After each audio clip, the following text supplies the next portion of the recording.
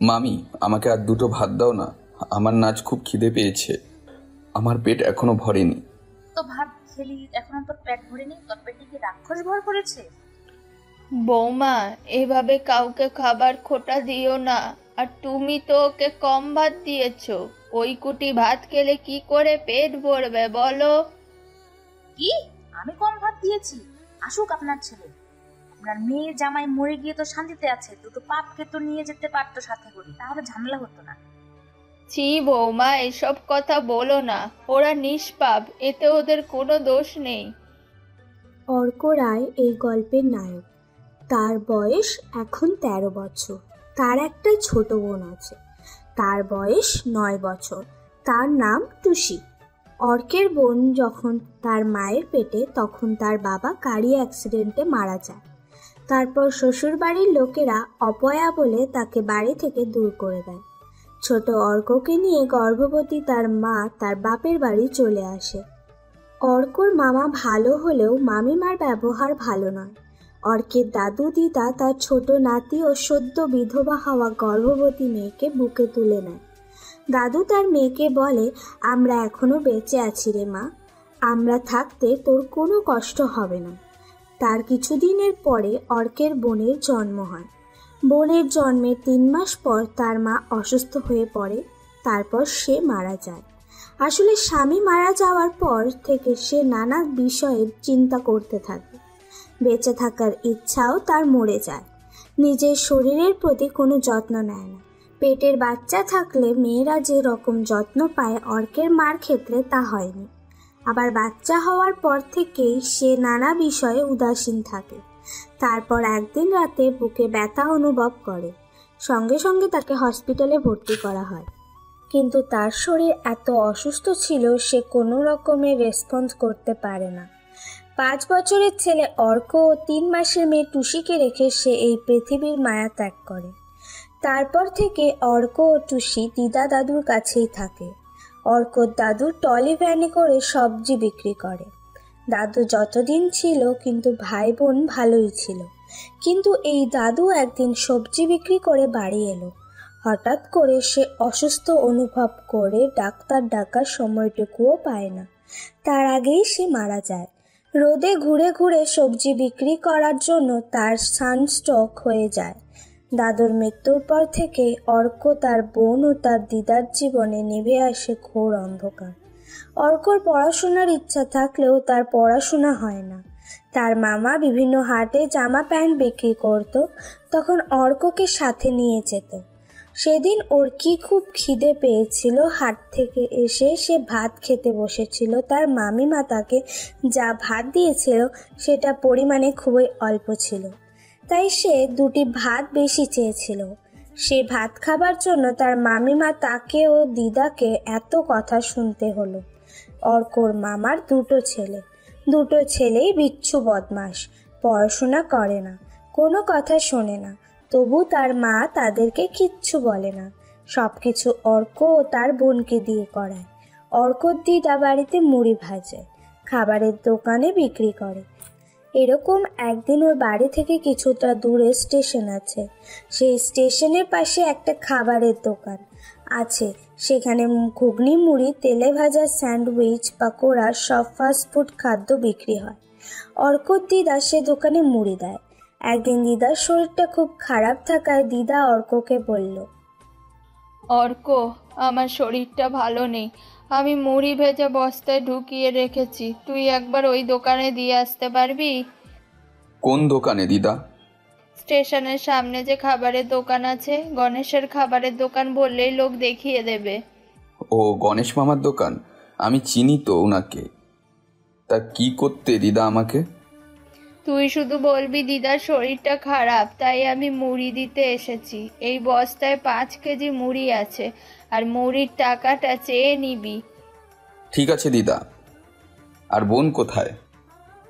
আমার শরীরটা খারাপ, তার উপর তোর মামিমা কত জামা কাপড় কাচতে দিয়েছে, সেই সব নিয়ে তোর বোন পুকুরের ঘাটে গেছে। তোদেরও কপালটা খারাপ, তা না হলে এই বয়সে বাবা মা চলে যায়। ও দিদা, তুমি চুপ করো আর এসব নিয়ে কথা বলো না, আমি এখন আসছি। কিছুক্ষণ পর অর্ক মুড়ির বস্তা নিয়ে গণেশ মামার দোকানের সামনে এলো। গণেশ মামা অর্ককে দেখে বলল, কিরে তুই, তোর দিদা আসেনি? মুড়ি দিয়ে পাঠিয়েছে। দেখ না, দোকানের মুড়ি একদম শেষ হয়ে গেছে, খদ্দের ফিরে যাচ্ছে। তুই ভালো করছিস মুড়ি নিয়ে এসেছিস। তুই এক কাজ কর, ভিতরে যে বেঞ্চি আছে ওতে মুড়ির বস্তাটা রাখ, আর আমাকে একটু হেল্প করবি? কি সাহায্য করব মামা, বলো তুমি। দোকানে এখন একটু ভিড় আছে, তুই এক কাজ কর, ওখানে যে থালাগুলো আছে ওগুলো নিয়ে 2 বাটি করে প্রত্যেকটা থালায় মুড়ি দিয়ে, আর ওই যে হাঁড়িতে ঘুগনি আছে সেই প্রতিটা থালায় 2 চামচ করে ঘুগনি দে। খাওয়া শেষ হলে আবার জিজ্ঞাসা করবি কেউ আর কিছু নেবে নাকি। বেশ কিছুক্ষণ অর্ক গণেশ মামার কথা মতো কাজ করলো। অর্ক খুব পরিশ্রমী ছেলে, সেটাও গণেশ মামা লক্ষ্য করলো। তারপর গণেশ মামা অর্ককে মুড়ি ঘুগনি খেতে দিল। আসার সময় 100 টাকার নোট হাতে ধরিয়ে দিয়ে সেটা দেখে অর্ক গণেশ মামাকে বলে, মুড়ি খেতে দিয়েছো ঠিক আছে, আবার টাকা দিচ্ছ কেন?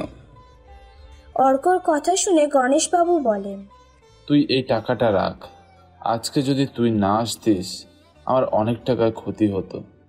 আমার কর্মচারীর শরীর খারাপ হওয়ার জন্য সে আসতে পারেনি। বাবা, তুই আজকে আমার অনেক উপকার করেছিস। এই দোকানটা স্টেশনের পাশে হওয়ার জন্য ভালো চলে। প্রতিদিন ট্রেনের প্যাসেঞ্জার এখানে খাওয়া দাওয়া করে, তারপর যে যার কাজে যায়। এদিকে অর্কের বাড়িতে আসতে দেরি হচ্ছিল বলে তা নিয়ে দিদা চিন্তা করছিল, কারণ বিকেলবেলা তার মামার সাথে তাকে আবার হাটে যেতে হবে। অর্ক বাড়িতে আসতে দিদা অর্ককে জিজ্ঞেস করলো, হ্যাঁ রে অর্ক, তোর বাড়ি আসতে এত দেরি হলো কেন? তুই কি করছিলিস যে এত দেরি করে ফেললি? সে কখন তো গণেশের দোকানে মুড়ি দিতে গিয়েছিলিস। আর বলো না দিদা, ওই গণেশ মামার দোকানের কর্মচারীটা আজকে আসেনি। সেই সময় দোকানের খদ্দেরের ভিড় লেগেছিল।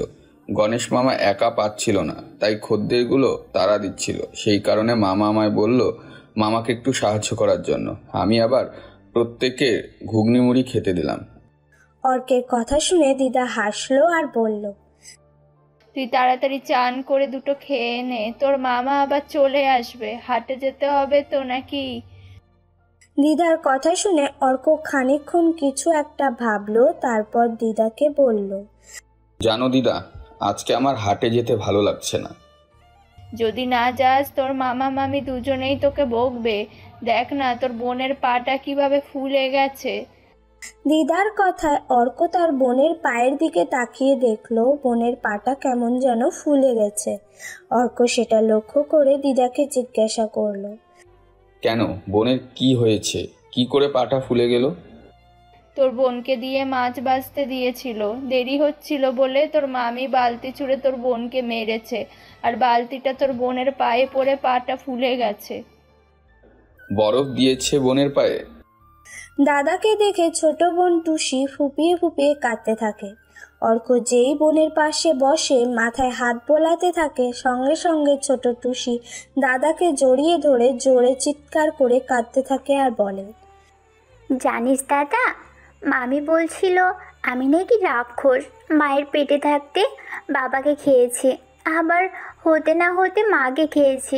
আমি ভালো নয় দাদা, আমি বরং মরে যাই। ওরা আমাকে দিয়ে কত কাজ করায়, আমার খুব কষ্ট হয় রে দাদা, আমি পারছি না। আজকে পুকুরের ঘাট থেকে কত জামা কাপড় কেচে নিয়ে এসেছি, তারপর আবার বাড়িতে এসে বলে মাছ কাচতে। জয়ন্ত দাদা, বসন্ত দাদা ভাত খেয়ে নাকি স্কুলে যাবে, কিন্তু আমি তাড়াতাড়ি মাছ ভাজতে পারিনি, সেজন্য মামি আমাকে এভাবে মেরেছে।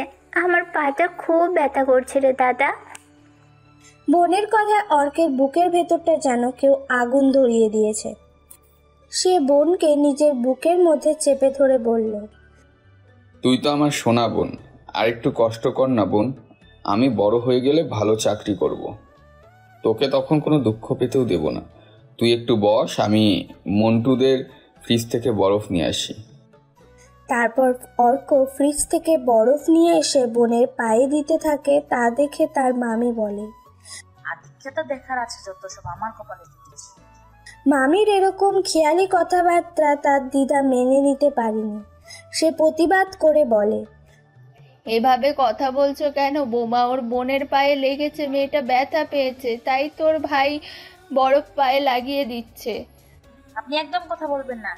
দুটো পাপকে আমাদের গলায় ঝুলিয়ে দিয়ে তারা তো দিব্যি শান্তিতে আছে, বসে বসে খাচ্ছে আর রাহুর মতো আমাদের অন্ন ধ্বংস করছে। মামির কথায় অর্কর দিদা খুব রেগে যায় আর বলে, বসে খাচ্ছে এ কথা বলছো কেন? তোমার দুটো ছেলে তো অর্কর থেকে বড়, কিন্তু ওরা তো কিছুই কাজ করে না। আর এইটুকু দুধের বালক ছেলে মেয়েকে দিয়ে তুমি কত কাজ করাও, তোমার লজ্জা করে না? আজ ওদের বাবা মা নেই, ওদের কপালটা খারাপ, তাই বলে ওই দুটোর ওনার ছেলে মেয়েকে দিয়ে এত কাজ করাবে? ভগবান তোমায় ক্ষমা করবে না, উপরে গেলে তোমাকে তোমার শাস্তি ভোগ করতে হবে। দিদার কথায় অর্ক মামিমার যেন তেলে জল পড়ার মতো হলো। সে রেগে গিয়ে বলল, আসুক আপনার ছেলে। আমি যদি ওই দুটো ছেলে মেয়েকে বাড়ি থেকে না বের করেছি না, তবে আমার নামও কামিনী নয়। এই বাড়িটা শুধু তোমার স্বামীর নয়, ওর মায়ের অধিকার আছে। আর আমি যতদিন বেঁচে থাকবো ওরা এই বাড়িতেই থাকবে, তাতে তোমার যা করার আছে করে নিও। অর্কর মামা বাড়িতে এলে অর্কর মামি তাকে মিথ্যে করে তার দিদার নামে ওদের দুই ভাই বোনের নামে নালিশ করে। কিন্তু অর্কের মামা শিশির বাবু শান্তিপ্রিয় মানুষ। সে ঝগড়া অশান্তি পছন্দ করে না। তাই সে তার মায়ের কাছে গিয়ে বলে, মা, আমার এই ঝগড়া অশান্তি ভালো লাগে না। তুমি এক কাজ করো, ওদের দুই ভাই বোনকে নিয়ে আলাদা থাকো। অর্কের মামা কথায় তার দিদা বলে, ঠিক আছে, তোর বউ যখন চাইছে না তখন আমরা তোদের সাথে থাকবো না। আমি দুই ছেলে মেয়েকে নিয়ে আলাদা থাকবো। এইভাবে কেটে যায় কিছুক্ষণ। দুপুরের পর অর্কর মামা অর্ককে বলে তার সাথে হাটে যাওয়ার জন্য। অর্কর মামার কথায় তার দিদা বলে, আমরা যখন একসাথে থাকবো না, অর্ক কেন তোর সাথে হাটে যাবে? কেন তোর হয়ে কাজ করবে? মায়ের কথায় অর্কর মামার মনটা খারাপ হয়ে যায়। সে মনে মনে ভাবে, বউয়ের কথা শুনে আজকে সে কত বড় একটা অন্যায় কাজ করে ফেলেছে। এভাবে বাপ মা মরা ভাগনা ভাগ্নিকে এসব কথা বলা তার উচিত হয়নি। কিন্তু সে বউকে ভীষণ ভয় পায়, তাই আর সে কথা বাড়ালো না। জামা কাপড় নিয়ে হাটে চলে গেল। যাবার আগে সে তার বড় ছেলে জয়ন্তকে বলল, জয়ন্ত, তুই আজকে আমার সাথে হাটে যাবি? আজকে অনেক মালপত্র আছে, আমি একা নিয়ে যেতে পারবো না। শিশির বাবু কথায় তার স্ত্রী চিৎকার করে বলল, আমার ছেলেকে কাজ করার কথা বলতে তোমার লজ্জা করে না?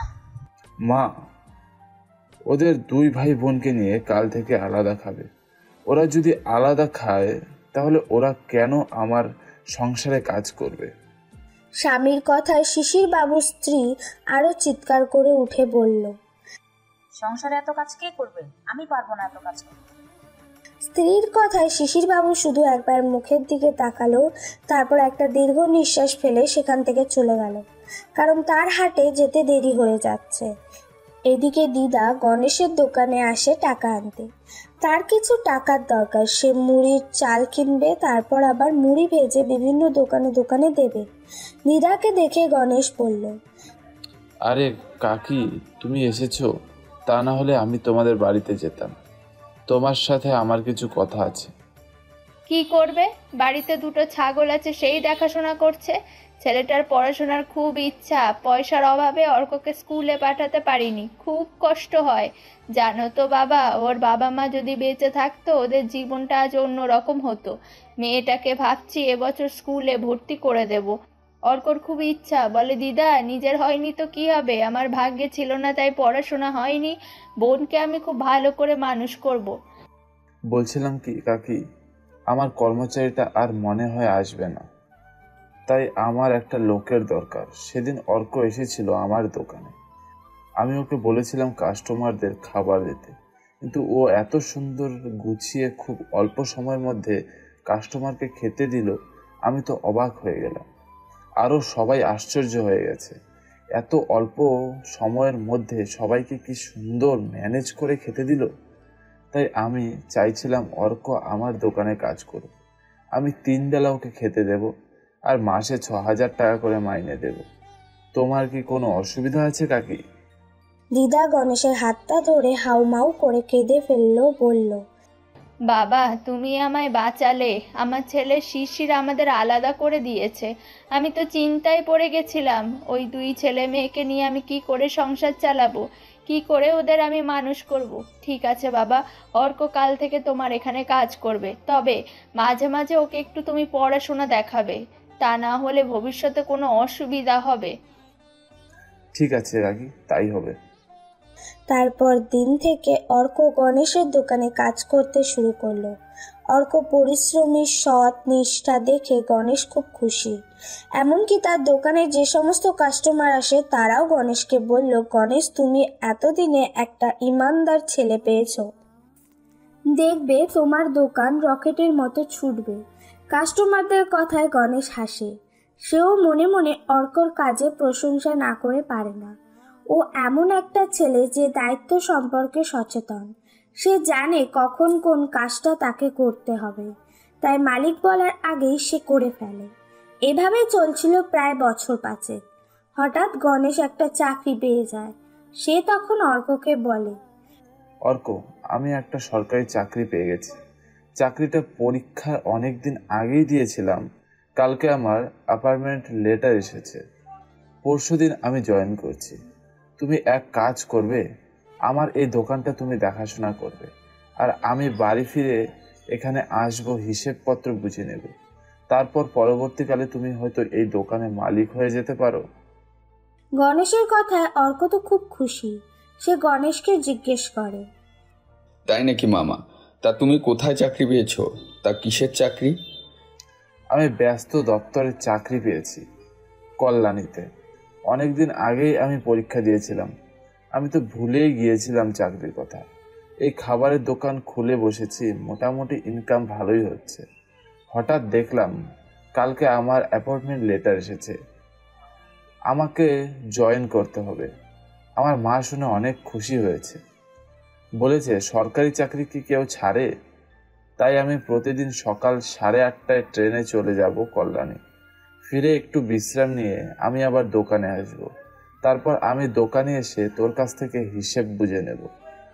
তোকে চিন্তা করতে হবে না, আমি তোকে বুঝিয়ে সব বলে দেব, আর তুইও এদিকে বিজনেস বুঝে গেলেই ভালো। আমি দেখেছি তোর মধ্যে বিজনেস করার একটা ট্র্যাডিশন আছে। ঠিক আছে মামা, তুমি যা বলছো তাই হবে। সে গণেশকে জিজ্ঞাসা করে। অর্ক ভালোই দোকান চালাচ্ছে, গণেশও খুব খুশি। এর মধ্যে অর্ক বিজনেসটা ভালো করে বুঝে গেছে। দোকানে প্রচুর কাস্টমার আছে, দোকানে খুব ভালো চলে। অর্কর দিদা ও বোন খুব খুশি। বোনকে স্কুলে ভর্তি করে দিয়েছে। কিন্তু বলে না, কারো না কারো কুদৃষ্টি পড়ে যায়। তাই একজনের কুদৃষ্টি পড়ে গেল তার দোকানের উপর। সে আর কেউ নয়, তার মামার বড় ছেলে জয়ন্ত। ছেলেদেরকে মানুষ করার জন্য ওর বাবা কি না করেনি, কিন্তু ছেলে মানুষ হয়নি। দুটো ছেলেই অমানুষ তৈরি হয়েছে। এরকম একদিন জয়ন্ত দোকানে গিয়ে অর্কর সাথে গল্প করছে। অর্ক কিন্তু নিজের কাজ করেই যাচ্ছে। জয়ন্ত একদিন বাড়িতে এসে তার মাকে বলল, মা, অর্ক ধান্দা ভালোই করছে, আর গণেশ মামা ওকে খুব বিশ্বাস করে। এই বিশ্বাসের উপর আঘাত হানতে হবে, যেভাবেই হোক ওকে দোকান থেকে তাড়াতে হবে। জয়ন্তের কথা শুনে তার মা তো বেজায় খুশি। যেন মনে হয় তার সন্তান কোনো মহৎ কাজ করতে চলেছে। সে খুশি হয়ে বলে, যেন সাপও না মরে লাঠিও না ভাঙে, তুই যেন কোনোভাবে ফেসে না যাস। তুমি কি আমাকে বোকা ভেবেছো? আমি এমন করব যাতে কেউ বুঝতে পারবে না। তা কি সেটা আমাকে বলো না। প্রকাশ্য মা জননী, দেখ না তোমার এই ছেলে ওই অর্কর কি অবস্থা করবে। ও কেঁদেও কুল পাবে না। তারপরের দিন জয়ন্ত কিছু চোলায় মদ নিয়ে ব্যাগে ঢুকিয়ে দোকানে গেল। অর্ক জিজ্ঞাসা করলো, জয়ন্তদা, তোর ব্যাগে কি আছে? ব্যাগে আসলে মা মুদির দোকান থেকে কিছু কেনাকাটি করতে বলেছিল, এই ব্যাগে সেগুলোই আছে আর কি। অর্কর মনে কোনো পাপ নেই। সে জয়ন্তর কথাটা সত্যি মনে করে নেয় এবং নিজের কাজে মন দেয়। আজকে তার অনেকগুলো মোগলাই পরোটার অর্ডার এসেছে, তাই সে কাজ নিয়ে খুব ব্যস্ত। তার অন্যমনস্কতার সুযোগ নিয়ে জয়ন্ত দোকানের ভেতর মদের বোতলগুলো রেখে দেয়। হঠাৎ রাত 9টার সময় পুলিশ গাড়ি আসে তার দোকানের সামনে। তখন গণেশ অর্কর কাছ থেকে সেদিনকার হিসাবটা বুঝে নিচ্ছিল। পুলিশের গাড়ি থেকে পুলিশ নেমে তার দোকানের সামনে আসে আর বলে, এই দোকানের মালিক কে? কেন স্যার, কি হয়েছে? আমি দোকানের মালিক। গণেশের কথা শুনে পুলিশ অফিসারটি তাকে জিজ্ঞাসা করলো, আপনি দোকানে চোলাই মদ বিক্রি করেন, আপনার কাছে লোক লাইসেন্স আছে? পুলিশ অফিসারের কথা শুনে ঘটনাস্থলে উপস্থিত সকলে চমকে যায়, কারণ এখানে তো কোনোভাবেই মদ বিক্রি করা সম্ভব নয়। তাই গণেশ বলে, স্যার, এটা তো আমাদের খাবারের দোকান, এখানে মদ বিক্রি কি করে সম্ভব?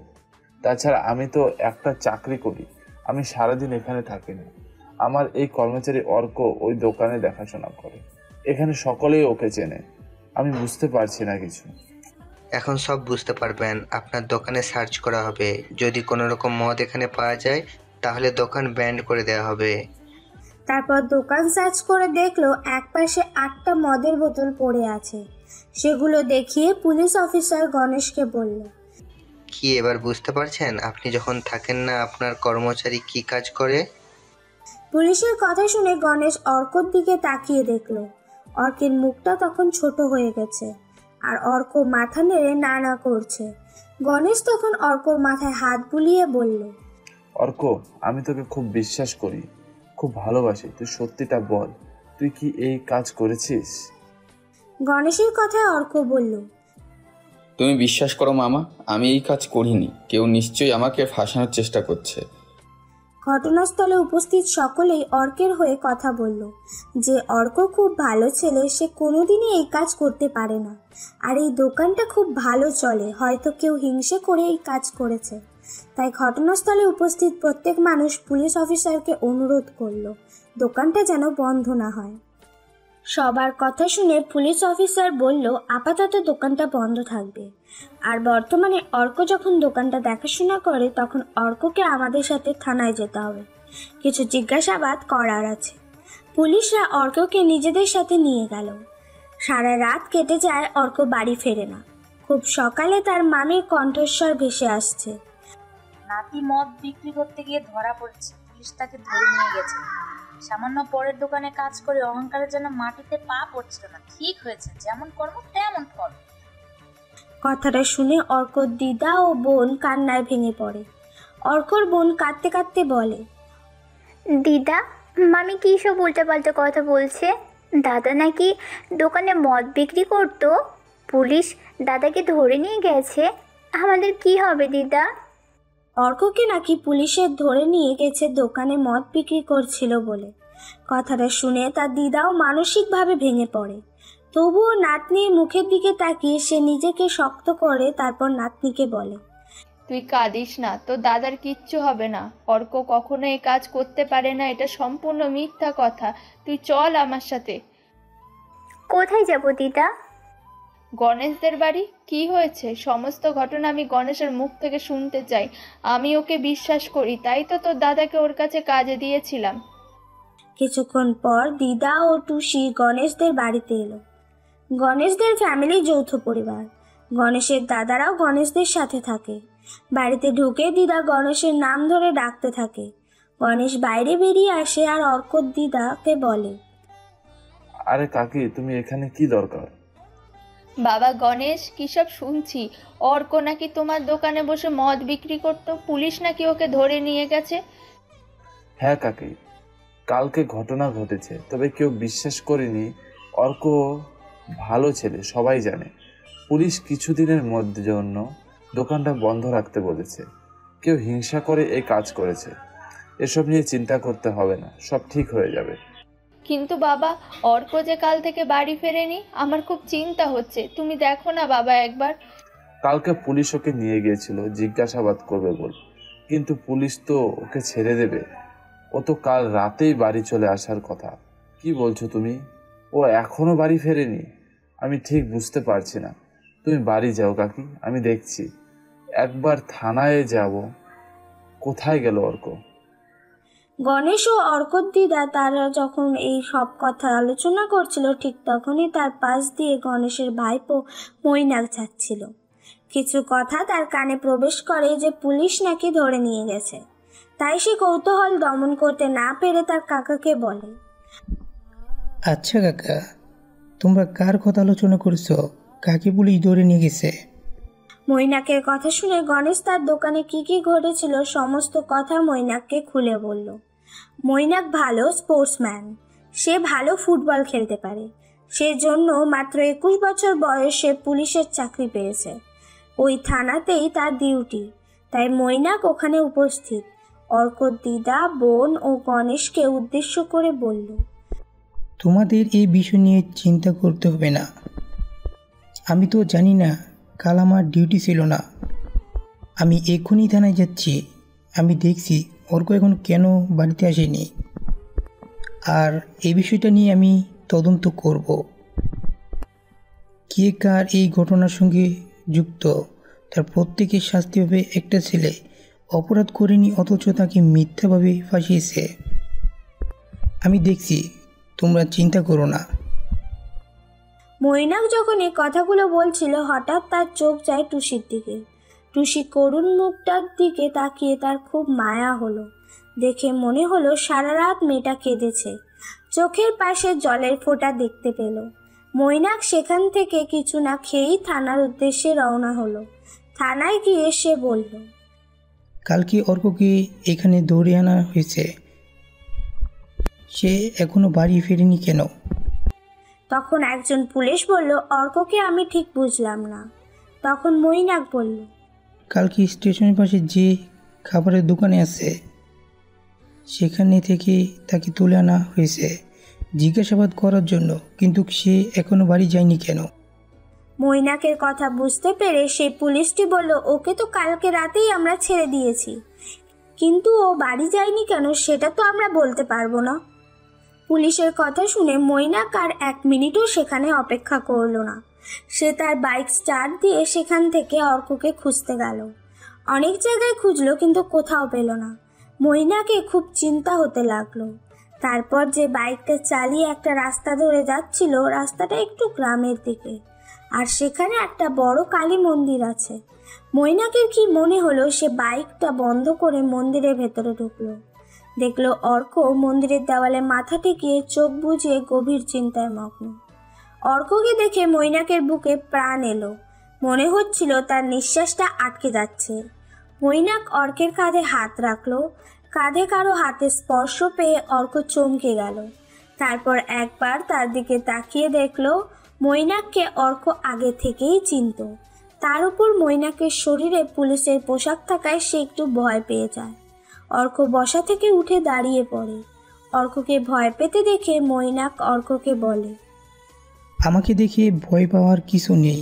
আমি তোমাদের খুঁজেছিলাম, পুলিশ কাল রাতে তোমাকে ছেড়ে দিয়েছে, তাহলে তুমি বাড়ি যাওনি কেন? তুমি জানো তোমার দিদা, তোমার বোন কত কান্নাকাটি করেছে তুমি কাল রাত্রে বাড়ি ফেরোনি বলে।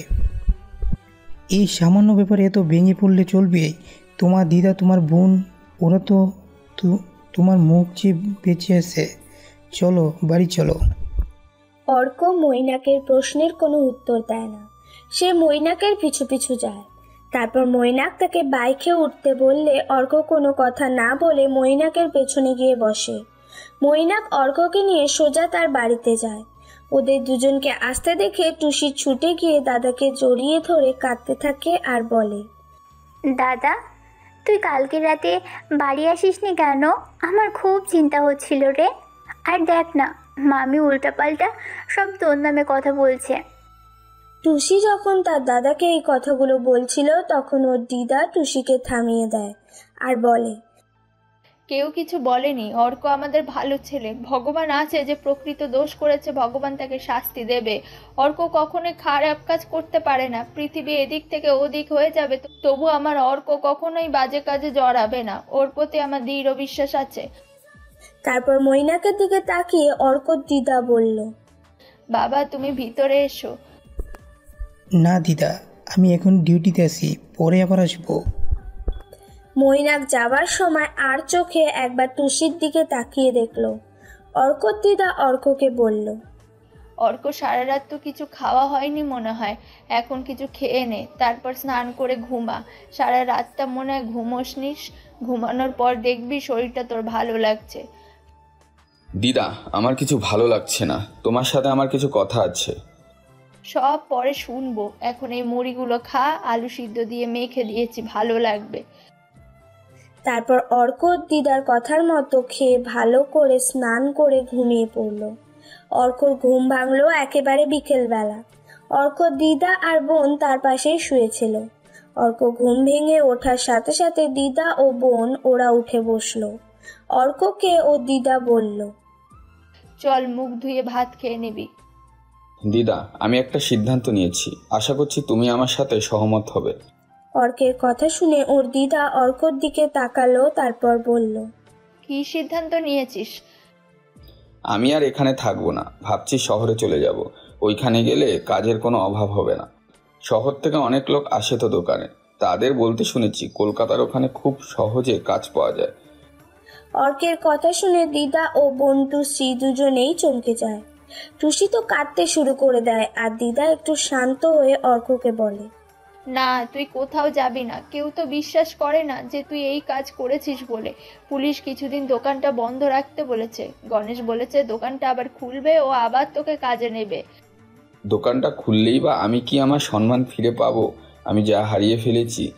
এখানে থাকলে আমার শুধু ভয় করবে, সবাই সন্দেহ সৃষ্টি করবে, সবাই সন্দেহ দৃষ্টিতে তাকাবে। মানছি কিছু মানুষ বিশ্বাস করবে, তারা হয়তো সামনে কিছু বলবে না, কিন্তু পেছনে ওরা আবার সমালোচনা করছে। তাই বলছি দিদা, আমাকে জোর করো না, তুমি বরঞ্চ বোনের দিকে নজর দেবে, ওরা যেন বোনের কোনো ক্ষতি না করে। আমি শহরে গিয়ে কিছু কাজ পেয়ে যাব, তারপর আমি প্রতি মাসে টাকা পাঠাতে শুরু করব। অর্কের কথা শুনে অর্কের দিদা বলল, আমি আর কিছু বলবো না, তুই যা ভালো বুঝিস তাই কর, শুধু যাই করিস আমাদের কখনো ভুলে যাস না। তোর বোনও আমি তোর জন্য অধীর আগ্রহে অপেক্ষা করব। তারপরের দিন খুব ভোরে অর্ক একটা ব্যাগ, তার দুটো জামা প্যান্ট ব্যাগে ভরে বাড়ি থেকে কলকাতা শহরের উদ্দেশ্যে বেরিয়ে পড়ে। দুদিন ধরে কলকাতায় অনেক জায়গায় সে ঘুরেছে, কিন্তু কোনো কাজ সে জোগাড় করতে পারেনি। আসার সময় তার কাছে 1000 টাকা ছিল, সেটা দিয়ে দুদিন চলল। আর রাতের বেলা শিয়ালদহ স্টেশনে ঘুমিয়ে পড়তো। এরকম একদিন সারাদিন এখানে ওখানে ঘুরে কোনো জায়গায় সে কাজ জোগাড় করতে না পেরে একটা শিবের মন্দিরে সে চুপ করে বসে থাকে। সেদিন আকাশ কালো করে বৃষ্টি পড়ছে। মন্দিরে বসে সে তার ছোট বোন টুসি ও দিদার কথা মনে পড়ছে। আর সব থেকে বেশি মনে পড়ছে তার মায়ের কথা, তার বাবার কথা। হঠাৎ 6 থেকে 7টা ছেলে একটা ভদ্রলোকের পিছু তাড়া করেছে। লোকটা বৃষ্টি হওয়ার ফলে পা স্লিপ করে পড়ে গেল, আর তার হাত থেকে বিটকেসটা ছিটকে অর্কের পায়ের কাছে গিয়ে পড়ল। অর্ক কিছু বলতে যাবে কি, তার আগেই ভদ্রলোক ছুট লাগালো, আর সেই ছেলেগুলো সেই লোকটার পিছনে তাড়া করলো। তার কিছুক্ষণ পর দেখলো সেই ছেলেগুলো বৃষ্টিতে ভিজতে ভিজতে ফিরে আসছে, আর বলছে, শালাকে আজকে মেরে ফেলতাম, শুধু আমাদের একটু ভুলের জন্য লোকটা হাতছাড়া হয়ে গেল। চল এখন বসকে গিয়ে বলতে হবে, আমরা শালাকে ধরতে পারিনি। অর্ক তখন চুপ করে মন্দিরে বসে আছে। লোকগুলো চলে যেতে অর্ক পায়ের কাছে পড়ে থাকা ব্রিফকেসটা তুলল। তারপর ব্রিফকেসটা চাপ দিয়ে খুললো, দেখলো উপরে কিছু কাগজপত্র আর ভেতরে ভর্তি টাকা, আর তার এক পাশে একটা ভিজিটিং কার্ড। অর্ক সেই কার্ডটায় চোখ বুললো, দেখলো একটা ঠিকানা লেখা তাতে। অর্ক লেখাপড়া না জানলেও ছোটবেলায় সে তার দাদুর কাছে বর্ণ পরিচয় পড়েছিল, আর দাদুই তাকে নাম ঠিকানা লেখা শিখিয়েছিল। তাই সে ঠিকানাটা পড়ে দেখলো কলকাতার ঢাকুরিয়ায় ঠিকানা লেখা আছে। সেদিন রাতে সে মন্দিরে রাত কাটিয়ে দিল। তারপরের দিন খুব ভোরেই সে ঢাকুরিয়ার উদ্দেশ্যে রওনা হলো। একটা লোককে জিজ্ঞাসা করতে সে বলল, ঢাকুরিয়া আর্মি হসপিটালের পাশে এই ঠিকানা।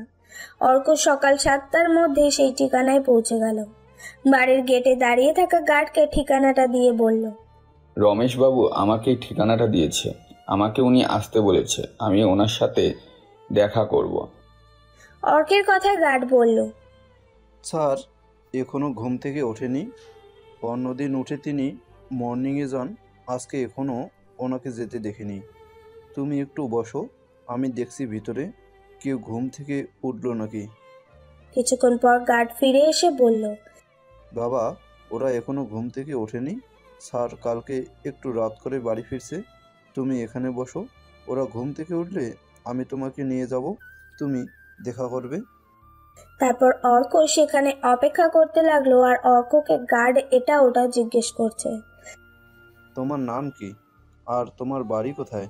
তুমি কি করো? আর আমাদের স্যারের সাথে তোমার কি দরকার? গার্ডের কথা শুনে অর্ক হাসলো আর মনে মনে ভাবলো লোকটা খুবই মিশুক। তাই অর্ক হাসতে হাসতে জবাব দিল, আমার নাম অর্ক রায়। আমার বাড়ি নদিয়া জেলার কৃষ্ণনগর স্টেশন থেকে যেতে হবে মিনিট 10। তারপরে একটু গ্রাম, সেদিকেই। আমি আগে একটা খাবারের দোকানে কাজ করতাম, এখনই কিছু কাজ করি না। আপনাদের স্যারের সাথে আমার একটু দরকার আছে, উনি আমাকে এখানে আসতে বলেছেন। কালকে সন্ধ্যাবেলার ঘটনাটা অর্ক গার্ডকে বলল না। তারা যখনই দুজনের কথা বলেছে সেই সময় ওদের বাড়ির কাজের লোক দরজা খুলে বেরিয়ে এলো। গার্ড তাকে জিজ্ঞেস করলো, লক্ষ্মী দিদি, স্যার ঘুম থেকে উঠেছে? হ্যাঁ স্যার, এইমাত্র ঘুম থেকে উঠে বাথরুমে গেছে। কেন? এই ছেলেটার বাড়ি কৃষ্ণনগরের, স্যার নাকি ওনাকে আসতে বলছে? স্যারের কথায় বাড়ির কাজের মেয়ে লক্ষ্মী অর্কের পা থেকে মাথা পর্যন্ত ভালো করে দেখে নিল। এমনকি অর্কের হাতে ধরে থাকা বিটকেসটার দিকেও তার নজর গেল। তারপর সে গার্ডকে বলল, তুমি আধা ঘন্টার পর এই ছেলেটাকে পাঠিয়ে দিবে। আমি দেখছি স্যার এখন কি করছে। ভেতরে গিয়ে লক্ষ্মী দিদি দেখলো রমেশ বাবু সোফায় বসে খবরের কাগজ পড়ছে। তারপর স্যারকে উদ্দেশ্য করে বলল, স্যার, একটা ছেলে আপনার সাথে দেখা করতে এসেছে। ছেলেটা অনেকক্ষণ এসেছে বাইরে, গার্ডের সাথে সে কথা বলছে। আমি কি ওনাকে আসতে বলবো? তুমি ছেলেটাকে কখনো দেখেছো লক্ষ্মী, এর আগে আমাদের বাড়িতে? না স্যার, আমি কখনো ছেলেটাকে দেখিনি, আজকে প্রথম দেখলাম। ছেলেটাকে দেখে মনে হয় ছেলেটা খুবই গরিব, তবে ওর হাতে একটা বিট কেস আছে। আমি বুঝতে পারলাম না ওতে কি আছে। ব্রেডকেসের কথা বলতেই রমেশবাবু গতকালের ঘটনার কথা তার মনে পড়ে গেল। সে সঙ্গে সঙ্গে লক্ষ্মীকে বলল, লক্ষ্মী, তুমি ছেলেটাকে নিয়ে এসো এখানে। ঠিক আছে স্যার, আমি এক্ষুনি নিয়ে আসছি। স্যারের কথা শুনে লক্ষ্মী অর্ককে ডাকতে গেল। অর্ক তখন গার্ডের সাথে গল্প করছিল। লক্ষ্মী অর্ককে গিয়ে বলল, স্যার তোমাকে ভিতরে ডাকছে। লক্ষ্মীর কথা শুনে অর্ক লক্ষ্মীর পিছু নিল। তারপর লক্ষ্মীর সাথে বাড়ির ভেতরে ঢুকলো। রমেশবাবু অর্কের দিকে তাকিয়ে দেখলো, তারপর অর্ককে বসতে ইশারা করলো। রমেশবাবুর নির্দেশ পেয়ে অর্ক সোফার উপরে বসলো। তারপর রমেশবাবু জিজ্ঞাসা করলো, তোমার হাতে যে বিট কেসটা আছে এটা তো আমার, এটা তুমি কোথা থেকে পেলে? রমেশবাবুর কথা শুনে অর্ক রমেশবাবুকে বলল, কালকে তখন আকাশে বৃষ্টি পড়ছিল, আমি শিবের একটা মন্দিরে বসেছিলাম। ঠিক সেই সময় কতগুলো ছেলে আপনাকে তাড়া করছিল। আপনি পড়ে গিয়েছিলেন আর আপনার হাত থেকে বিটকেসটা আমার কাছে চলে এসেছে। আমি আপনাকে ডাকবো কি, কিন্তু আপনি সেই ছেলেগুলোর তাড়া খেয়ে ছুটছিলেন। আমি তখন মনে মনে ভাবলাম নিশ্চয়ই কিছু ব্যাপার আছে, তাই আমি চুপচাপ সেখানেই বসেছিলাম। কিছুক্ষণ পর দেখলাম ছেলেগুলো একাই ফিরে এলো, আপনাকে দেখতে পাইনি। তারপর আমি বিটকেসটা খুলে দেখলাম ওতে অনেক কাগজপত্র আর প্রচুর টাকা রয়েছে। তার একপাশে একটা ভিজিটিং কার্ড ছিল, সেটা দেখে আপনার ঠিকানা পেলাম। এখানে আসতে 2-1জনকে জিজ্ঞেস করে তবেই ঠিকানার খোঁজ পেয়েছি। তারপর আপনার বাড়ির নিরাপত্তারক্ষী আমাকে আটকে দিল। তারপর আমি এখন আপনার সামনে বসে আছি। রমেশবাবু অর্কের কথা শুনে খুব খুশি হলো। তারপর বেডকেসটা খুলে দেখলো সবকিছু কাগজপত্র, টাকা পয়সা সব ঠিক আছে। ওই ব্রেডকেসের কিছু ফ্যাক্টরির দলিল ছিল আর তাই 10 লক্ষ টাকা ছিল তাতে। সবকিছু ঠিক আছে দেখে রমেশবাবু অর্ককে বলল, তুমি বিট কেসের ভেতর কি আছে খুলে দেখোনি? রমেশবাবুর কথা শুনে অর্ক রমেশবাবুকে বলল, বিটকেসটা খুলে দেখিনি বললে মিথ্যা বলা হবে। আমি খুলে দেখেছি, দেখলাম ওতে অনেক টাকা আর কিছু কাগজপত্র আছে। আর তার পাশে আপনার ওই ভিজিটিং কার্ডটা ছিল, যেটা আপনার কাছে আমাকে পৌঁছাতে সাহায্য করেছে। সত্যি কথা বলতে কি, কাগজপত্র কিসের ছিল বলতে পারবো না, আর টাকার পরিমাণ কত সেটাও আমি দেখিনি। অর্কের কথা শুনে রমেশবাবু খুব খুশি হলেন। তবু তাকে বাজিয়ে দেখার জন্য আর একবার জিজ্ঞাসা করলেন, এত টাকা দেখে তোমার লোভ হলো না? আর জানো, এই যে কাগজগুলো, এগুলো সব দলিল। আমার সব বিভিন্ন জায়গায় ফ্যাক্টরি আছে, তার কাগজপত্র।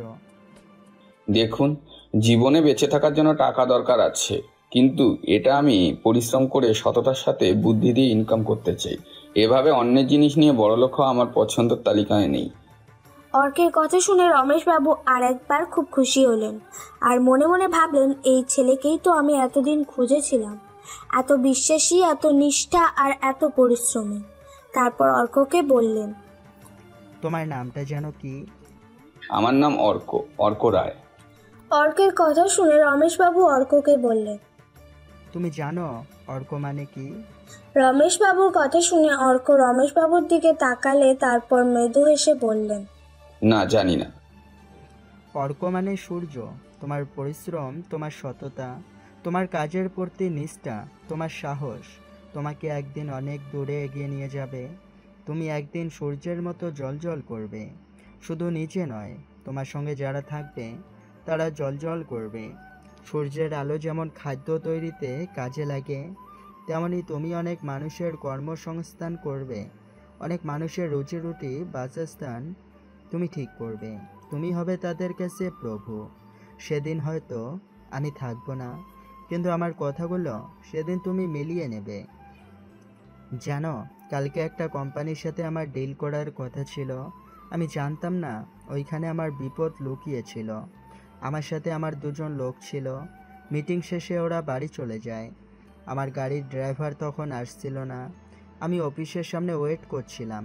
ঠিক তখনই কিছু ছেলে আমার সামনে এসে আমাকে বলে, স্যার, আমার সাথে কিছু কথা আছে। আমি তাদের জিজ্ঞেস করি, কি কথা? ওদিকে চলুন না, তাহলে বলছি আপনাকে। আমিও আগে করে না ভেবে ওদের পিছু নিলাম। তারপর ওরা আমাকে একটা জায়গায় নিয়ে গেল। তারপর একজন পকেট থেকে একটা ছুরি বের করলো, আর সেটা দেখে আমি ভয় পাই। আর যে ছেলেটা আমার দিকে ছুরি নিয়ে এগিয়ে আসছিল, আমি কিছু না ভেবে ছেলেটাকে ধাক্কা দিই।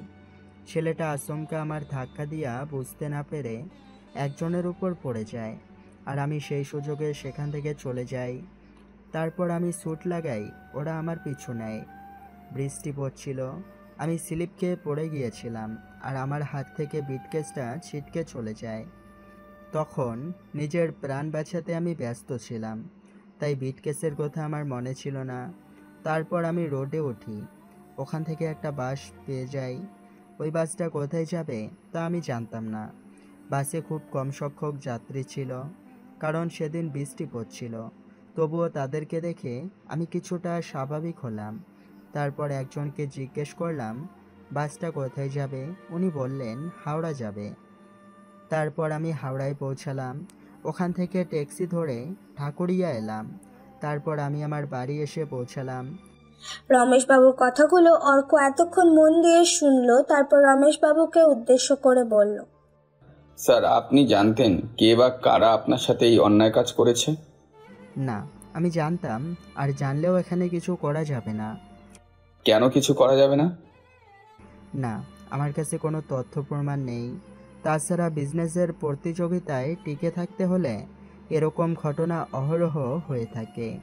তোমাকে ভেবেচিন্তে পা ফেলতে হবে। পা ফসকালে বিপদ। দেখলে তো সেদিন আমার সাথে কি ঘটলো।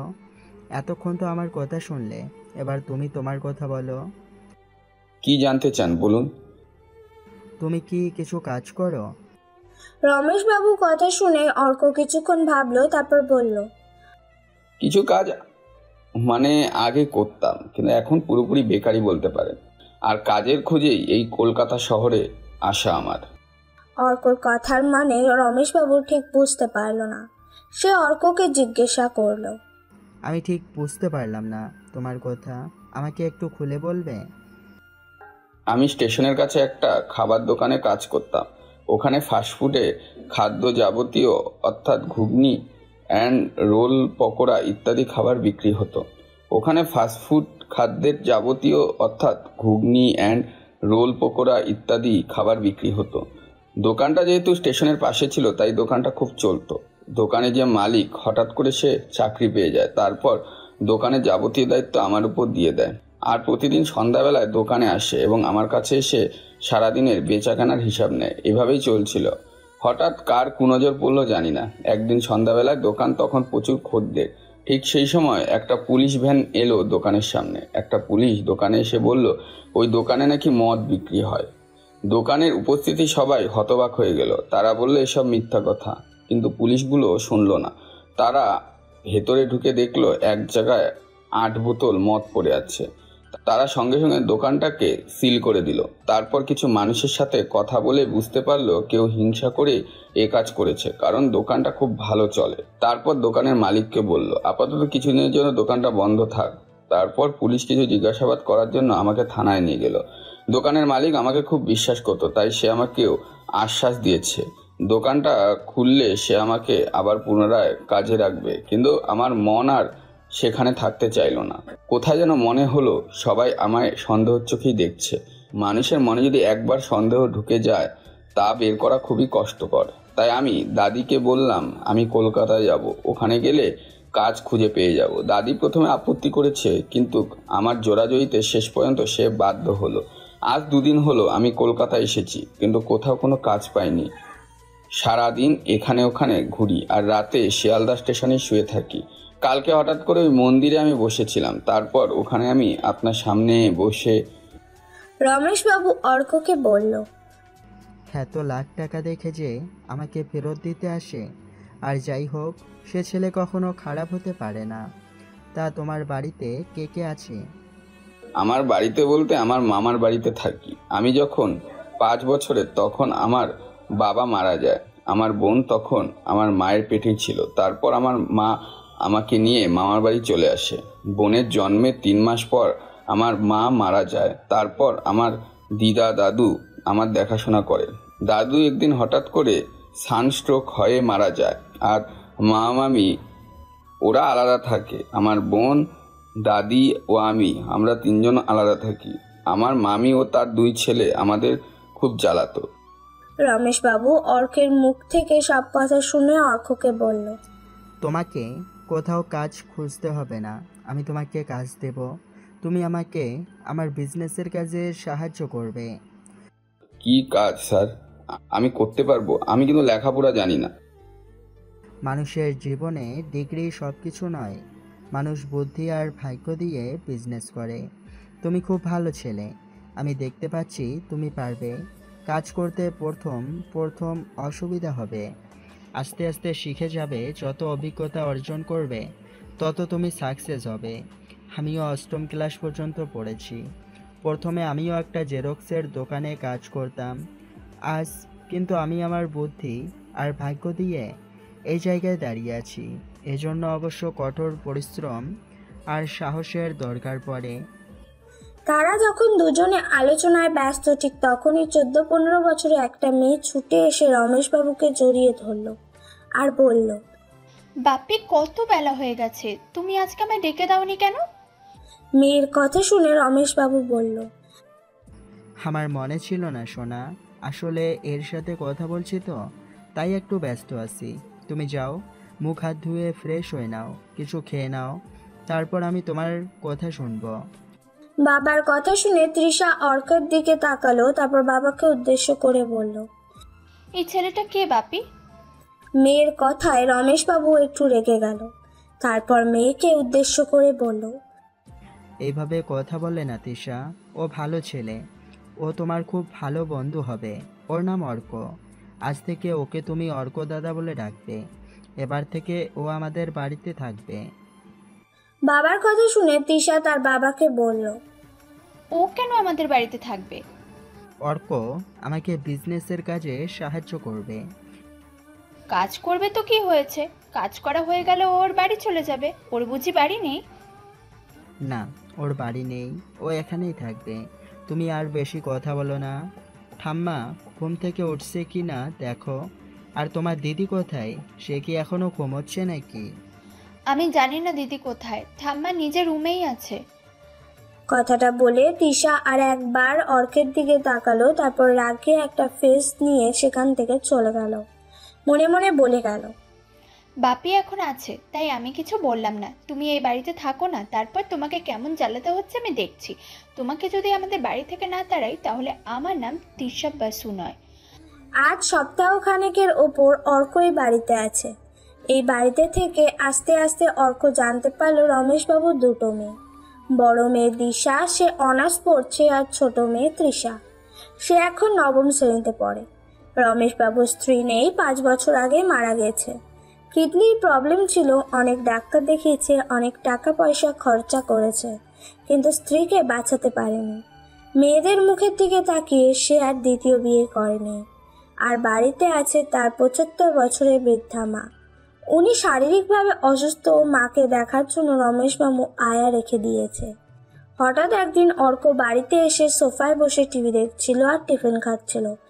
দিশা এক বাটি গরম জল নিয়ে গিয়ে অর্কের গায়ে ঢেলে দেয় আর বলে, আমি সোফায় বসে টিভি দেখি, তুমি কেন সোফায় বসেছো? গরম জল পড়ায় সাথে সাথে অর্ক চিৎকার করতে থাকে, বাবা গো, জ্বলে গেলাম, মরে গেলাম। তারপর অর্ক সোজা কোনো উপায় দেখতে না পেয়ে বাথরুমে চলে যায়। সেখানে গিয়ে গায়ে ঠান্ডা জল ঢালতে থাকে। অর্কর চিৎকার শুনে রমেশবাবু সহ বাড়ির সব কাজের লোক সবাই ছুটে আসে। সবাই জিজ্ঞাসা করে কি হয়েছে, অর্ক কেন এমন চিৎকার করছে। এদিকে অর্ক চিৎকার করছে দেখে তৃষা তখন মিটিমিটি হাসছে। সেখানে উপস্থিত ছিল একমাত্র লক্ষ্মী দিদি, সে সমস্ত ঘটনা দেখেছে। তাই সে রমেশবাবুকে বলল, স্যার, অর্ক সোফায় বসে টিভি দেখছিল আর খাবার খাচ্ছিল, আর তিশা দিদি ওর গায়ে গরম জল ঢেলে দিয়েছে আর বলেছে আমি সোফায় বসে টিভি দেখি, তুমি এখানে বসেছো কেন? তৃষার এই ব্যবহারে রমেশবাবু খুব রেগে যায়। সেই মুহূর্তে তৃষাকে কিছু না বলে ডাক্তারকে ফোন করে অর্ককে বাথরুম থেকে ধরে নিয়ে এসে সোফায় বসিয়ে দেয়। কিছুক্ষণের মধ্যে ডাক্তার চলে আসে। ডাক্তারের জ্বালা কমানোর জন্য কিছু মেডিসিন ও মলম দিয়ে দেয়। মেয়ের দিকে তাকিয়ে খুব নরমভাবে বলে, তুমি এটা ঠিক কাজ করো নীতিশা। তুমি কি জানো তোমার বাবা মাও এক সময় তার মাকে নিয়ে বস্তির একটা ছোট্ট ঘরে থাকতো। আজকে যে বিশাল অট্টালিকা দেখছো, কোটি কোটি টাকা দেখছো, এই যে বিলাসিতা, এটা পেতে তোমার বাবাকে কম পরিশ্রম করতে হয়নি। আজকে অর্ক গরিব, ওর এখানে থাকার জায়গা নেই, কিন্তু ও খুব পরিশ্রমী আর সৎ। অবশ্যই একজন বিশ্বাসী ছেলে অর্ক। এই কদিন ওর কাজ দেখে আমি তা বুঝতে পেরেছি। তাই বলছি তুমি আর এরকম কোনো কাজ করবে না। অর্ক হয়তো একদিন আমার থেকেও বড় বিজনেসম্যান হবে। মানুষের ভাগ্য কখন কোথায় কাকে নিয়ে যায় তা বলা শক্ত। আজকে যাকে ভিখারি দেখছো, কালকে তাকে রাজা দেখবে, আর কালকে যাকে রাজা ছিল হয়তো পরশু সে ভিখারি হয়ে যাবে। এরপর যদি অর্কর সাথে তুমি কোনো বেয়াদবি করো, সেদিন কিন্তু আমি ভুলে যাব তুমি আমার মেয়ে। রমেশবাবুর বলা কথাগুলো তৃষার ছোট্ট মাথায় কিছু ঢুকলো না। তার মনে হচ্ছে তার বাবা যেন তার চেয়ে এই গরিব অশিক্ষিত গ্রাম্য ছেলেটাকে বেশি গুরুত্ব দিচ্ছে, বেশি ভালোবাসছে। তাই বাবার কথা শুনে সে ভয় না পেয়ে তার অত্যাচার অর্কর প্রতি দ্বিগুণ বাড়িয়ে দিল। আর অর্ক চুপচাপ তা সহ্য করতে লাগলো। শুভ, ছেলেটাকে এখান থেকে তাড়িয়েছি, এবার মেয়েটার কিছু একটা করতে হবে। শালা আমাদের বাড়িতে ভিখারির বাচ্চাগুলো গেট হয়ে বসে আছে, ওঠারও একটা ব্যবস্থা করতে হবে। আমার ঠাকুমা ওদের জন্য আমাদের 2 ভাইকে দেখতে পারে না। আমার বাবাও মাঝে মাঝে মনে হয় আমাদের থেকে ওদের 2 ভাই বোনকে বেশি ভালোবাসে। শুধু মা চেঁচায় বলে, বাবা ভয় কিছু বলতে পারে না। তোর ওই পিসির মেয়ে টুসিকে আমার খুব পছন্দ। কি সুন্দর মেয়েটাকে দেখতে হয়েছে, দেখলে কেমন যেন আদর করতে ইচ্ছে করে। তুই একদিন তোদের বাড়িতে সুযোগ করে দিবি? কি বলিস তুই এসব কথা? আমার মা এসব মোটেই পছন্দ করে না। তার উপর আমার ভাইও টুসিকে নিজের বোনের মতো ভালোবাসে। ও অর্ককে পছন্দ করে না ঠিকই, কিন্তু টুসিকে ভালোবাসে। টুসি প্রতি বছর আমাদের 2 ভাইকে ভাইফোঁটা দেয়, রাখি পরায়। আমার বাবা টুসিকে নিজের মেয়ের মতো ভালোবাসে। আমি কিছুই কি কাজ করতে পারবো না? প্লিজ জয়ন্ত, একটা দিনের জন্য আমি তোকে 10,000 টাকা দেবো, শুধু একটা দিনের জন্য। জয়ন্ত শুভ মুখের দিকে কিছুক্ষণ দেখলো, তারপর হাসতে হাসতে বলল, ঠিক আছে, শুধু একদিনের জন্য। আর তুই টাকাটা এক্ষুনি আমাকে দিবি। শুভ হলো বড়লোক বাপের বিগড়ে যাওয়া ছেলে। 10,000 টাকাটা তার কাছে কিছুই না। সে অনেকদিন থেকে তার বাড়িতে যায় আর সেখানে সে একটু শিখে দেখে টুসিকে। দেখে তার মনে একটা লোভের সঞ্চার হয়, তাই সে সুযোগের অপেক্ষায় ছিল। আজকে সে সেটাই জয়ন্তের মাধ্যমে উসুল করতে চাইছে। কিন্তু তোদের এই পরিকল্পনা কিছুক্ষণের মধ্যেই একজনের কানে চলে যায়, আর সে কেউ নয়, ইন্সপেক্টর ময়না। খাবারের দোকানের ঘটনা তদন্তভার নিজের হাতে তুলে নেয় ময়না। এলাকার সিসিটিভি ফুটেজ চেক করতে দেখতে পায় জয়ন্ত একটা ব্যাগে করে কিছু নিয়ে আসে এবং খাবারের দোকানে ঢোকে। দোকানের ভেতর ব্যাগ থেকে তাকে কিছু বের করতে দেখে কি সেটা ক্যামেরায় ধরা পড়ে না, কারণ সেখানে ক্যামেরা পৌঁছায় না। কিন্তু জয়ন্তের প্রতি সন্দেহ ময়নাকে তৈরি হয়। জয়ন্ত একসময় ময়নাকের ঘনিষ্ঠ বন্ধু ছিল, কিন্তু জয়ন্তের এই উচ্ছৃঙ্খল জীবন ময়নাকের পছন্দ নয়, কারণ সে খেলাধুলা করতে ভালোবাসে। তাই সে জয়ন্ত সঙ্গ ত্যাগ করে নিজের ক্যারিয়ারের দিকে মনোনিবেশ করে। তাই তো মৈনাক একজন ইন্সপেক্টর আর জয়ন্ত একজন লোফার। জয়ন্তকে নজর রাখার জন্য মৈনাক একজন লোককে নিয়োগ করেছে। সে লোকটা সর্বদা জয়ন্তের উপর নজর রাখে। সেদিন জয়ন্ত শুভ ওরা যে আলোচনা করছিল কিছু দূরে সেই ব্যক্তি দাঁড়িয়ে মোবাইল টিপছিল, সেটা জয়ন্ত বা শুভ অত খেয়াল করেনি। সেই ব্যক্তি ফোন টেপার বাহানায় তাদের সমস্ত কথা সে শুনেছিল। সেই ব্যক্তি কিছুক্ষণের মধ্যে মৈনাকের কানে পৌঁছে দেয় ওদের দুজনের কথাবার্তা। সব শুনে মৈনাক রেগে যায় আর বলে, এত বড় সাহস, একটা বাচ্চা মেয়ে থেকে কোনো যদি ক্ষতি করিস তোদের আমি কাউকে আসতে রাখবো না। আর তুষিকে আমি ভালোবাসি। ওকে যেদিন আমাদের বাড়িতে ওর দিদার সাথে দেখেছি, সেই আশায় ফেসটা আমাকে পুরো পাগল করে দিয়েছিল। তুষি একটা ছোট মেয়ে, সেই কারণে ওকে আমি কিছু বলিনি। আমি তো শুধু ওর বড় হওয়ার জন্য অপেক্ষা করছি। তারপর অর্ক দিদাকে বলে তুষিকে আমি আমার করে নেব। সেদিন বিকালবেলা টুসি পাশের গ্রামে তার এক বন্ধু মিঠুদের বাড়ি গিয়েছিল। যাবার আগে দিদাকে বলে গিয়েছিল, দিদা, আজকে বিকেলবেলা আমি মিঠুদের বাড়ি যাব। কেন? কোন খুশিতে? আজকে বিকেলে ওদের বাড়িতে সত্যনারায়ণ পূজা। পুজো শেষ হলে বাড়ি আসবো। মিঠুন কাকা দিতে আসবে। মিঠু বলেছে তোর খুব অসুবিধা হবে না। ঠিক আছে, রাতের বেলা একা বাড়ি আসতে হবে না, যে কেউ দিতে এলেই হবে। আর মিঠু খুব ভালো মেয়ে, অসুবিধে নেই। রাত 9টা বেজে গেছে, টুসি এখনো বাড়ি ফেরেনি। তাই তার দিদা খুব চিন্তা করতে থাকে। এদিকে টুসি দিদার কাছে কোনো ফোন নেই যে মিঠুকে ফোন করবে। সে আর ঘরে থাকতে পারে না।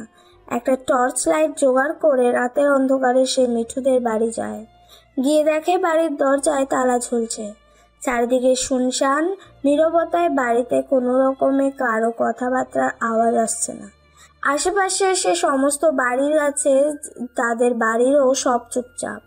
তাই টুসি দিদার ভয় লাগতে শুরু করলো। সে আর আগে পরে না ভেবে সোজা থানায় চলে যায়। থানায় এসে যখন মৈনাক ডিউটি শেষ করে বাড়ি ফিরছিল, থানার সামনে মৈনাকের সাথে দিদার দেখা হয়। দিদাকে হাঁপাতে হাঁপাতে ছুটে আসতে দেখে মৈনাক দিদাকে বলে, কি হয়েছে দিদা, এত রাতে তুমি থানায় কেন? বাবা মৈনাক, টুসিকে কোথাও খুঁজে পাচ্ছি না। দিদার এই কথায় মৈনাকের বুকের ভেতরে যন্ত্রণা শুরু হয়ে যায়। জয়ন্ত ও শুভ কথাবার্তা তার মনে পড়ে যায় আর মনে মনে ভাবে, তুষির কিছু হয়ে গেল, আমি আর বাঁচব না। নিজে ইন্সপেক্টর হয়ে নিজেরই অবস্ত্রীকে বাঁচাতে না পারে ব্যথতা আমাকে কুড়ে কুড়ে খাবে। মৈনাককে বিড়বিড় করতে দেখে দিদাও বলল, কি হলো মৈনাক, তুমি কি বিড়বিড় করছো? দিদাকে কথায় মৈনাকের চেতনা ফিরে সে স্বাভাবিক হয়ে বলে, ও তোমাকে কিছু বলা চায়নি। দিদা কোথায় গেছে? হ্যাঁ, টুসির এক বান্ধবী আছে, পাশের গ্রামে থাকে, তার নাম মিঠু। ওদের বাড়িতে নাকি সত্যনারায়ণ পুজো আছে, সেই কারণেই মিঠু টুসিকে ওদের বাড়িতে যেতে বলেছে। কিন্তু রাত হচ্ছে দেখে টুসি বাড়ি না আসায় আমি ওদের বাড়িতে খুঁজতে গিয়েছিলাম। গিয়ে দেখলাম ওদের বাড়ির গেটে তালা ঝুলছে, পুরো বাড়ি অন্ধকার। আশেপাশের বাড়িতেও কোনো আলো দেখতে পাইনি, সবার দরজা বন্ধ ছিল। তাই আমি কোনো উপায় না দেখে থানায় চলে আসি। দিদার সমস্ত কথা শুনে মৈনাক বলল, তুমি বাড়িতে যাও দিদা, আমি মিঠুকে চিনি, ও ছোট কাকা আমার পরিচিত। সমস্যা নেই, আমি ফোন করে জেনে নিচ্ছি। ঠিক আছে বাবা, তুমি একটু দেখো, বুঝতে তো পারছো বড় মেয়ে, কোথাও কিছু অঘটন যেন ঘটে না যায়। ছেলেটা তো এত বদনাম দিল, সে এখান থেকে চলে যেতে বাধ্য হলো। মেয়েটা যেন কোনো কিছু না হয় বাবা, আমি তোমাকে খুব বিশ্বাস করি, তুমি একটু দেখো। বাবা, মা মরার পর ওই দুই ভাই বোন আমার সাহারা, ওরা আমার প্রাণ, ওদের নিয়ে আমি বেঁচে আছি। ঠিক আছে দিদা, আমি দেখছি। এরপর মৈনাক মিঠুদের বাড়ি গেল। ওখানে গিয়েও কাউকে খুঁজে পেল না। মিঠুর ছোট কাকাকে ফোন করলো, ফোনের সুইচ অফ রাখালো। এলাকার সকল মানুষকে জিজ্ঞাসা করলো, কিন্তু কেউ কিছু বলতে পারলো না। মৈনাক এবার ভয় লাগছে। সারা রাত পাগলের মতো সে তন্ন তন্ন করে খুঁজলো, কোথাও টুসিকে পেল না। হঠাৎ রাস্তায় একপাশে বাইকটা ঘাড় ঘুরিয়ে বাইকের ওপর মাথাটা গুজে চুপ করে শুয়ে রইল। তারপর মাথা কাজ করার যেন বন্ধ করে দিয়েছে।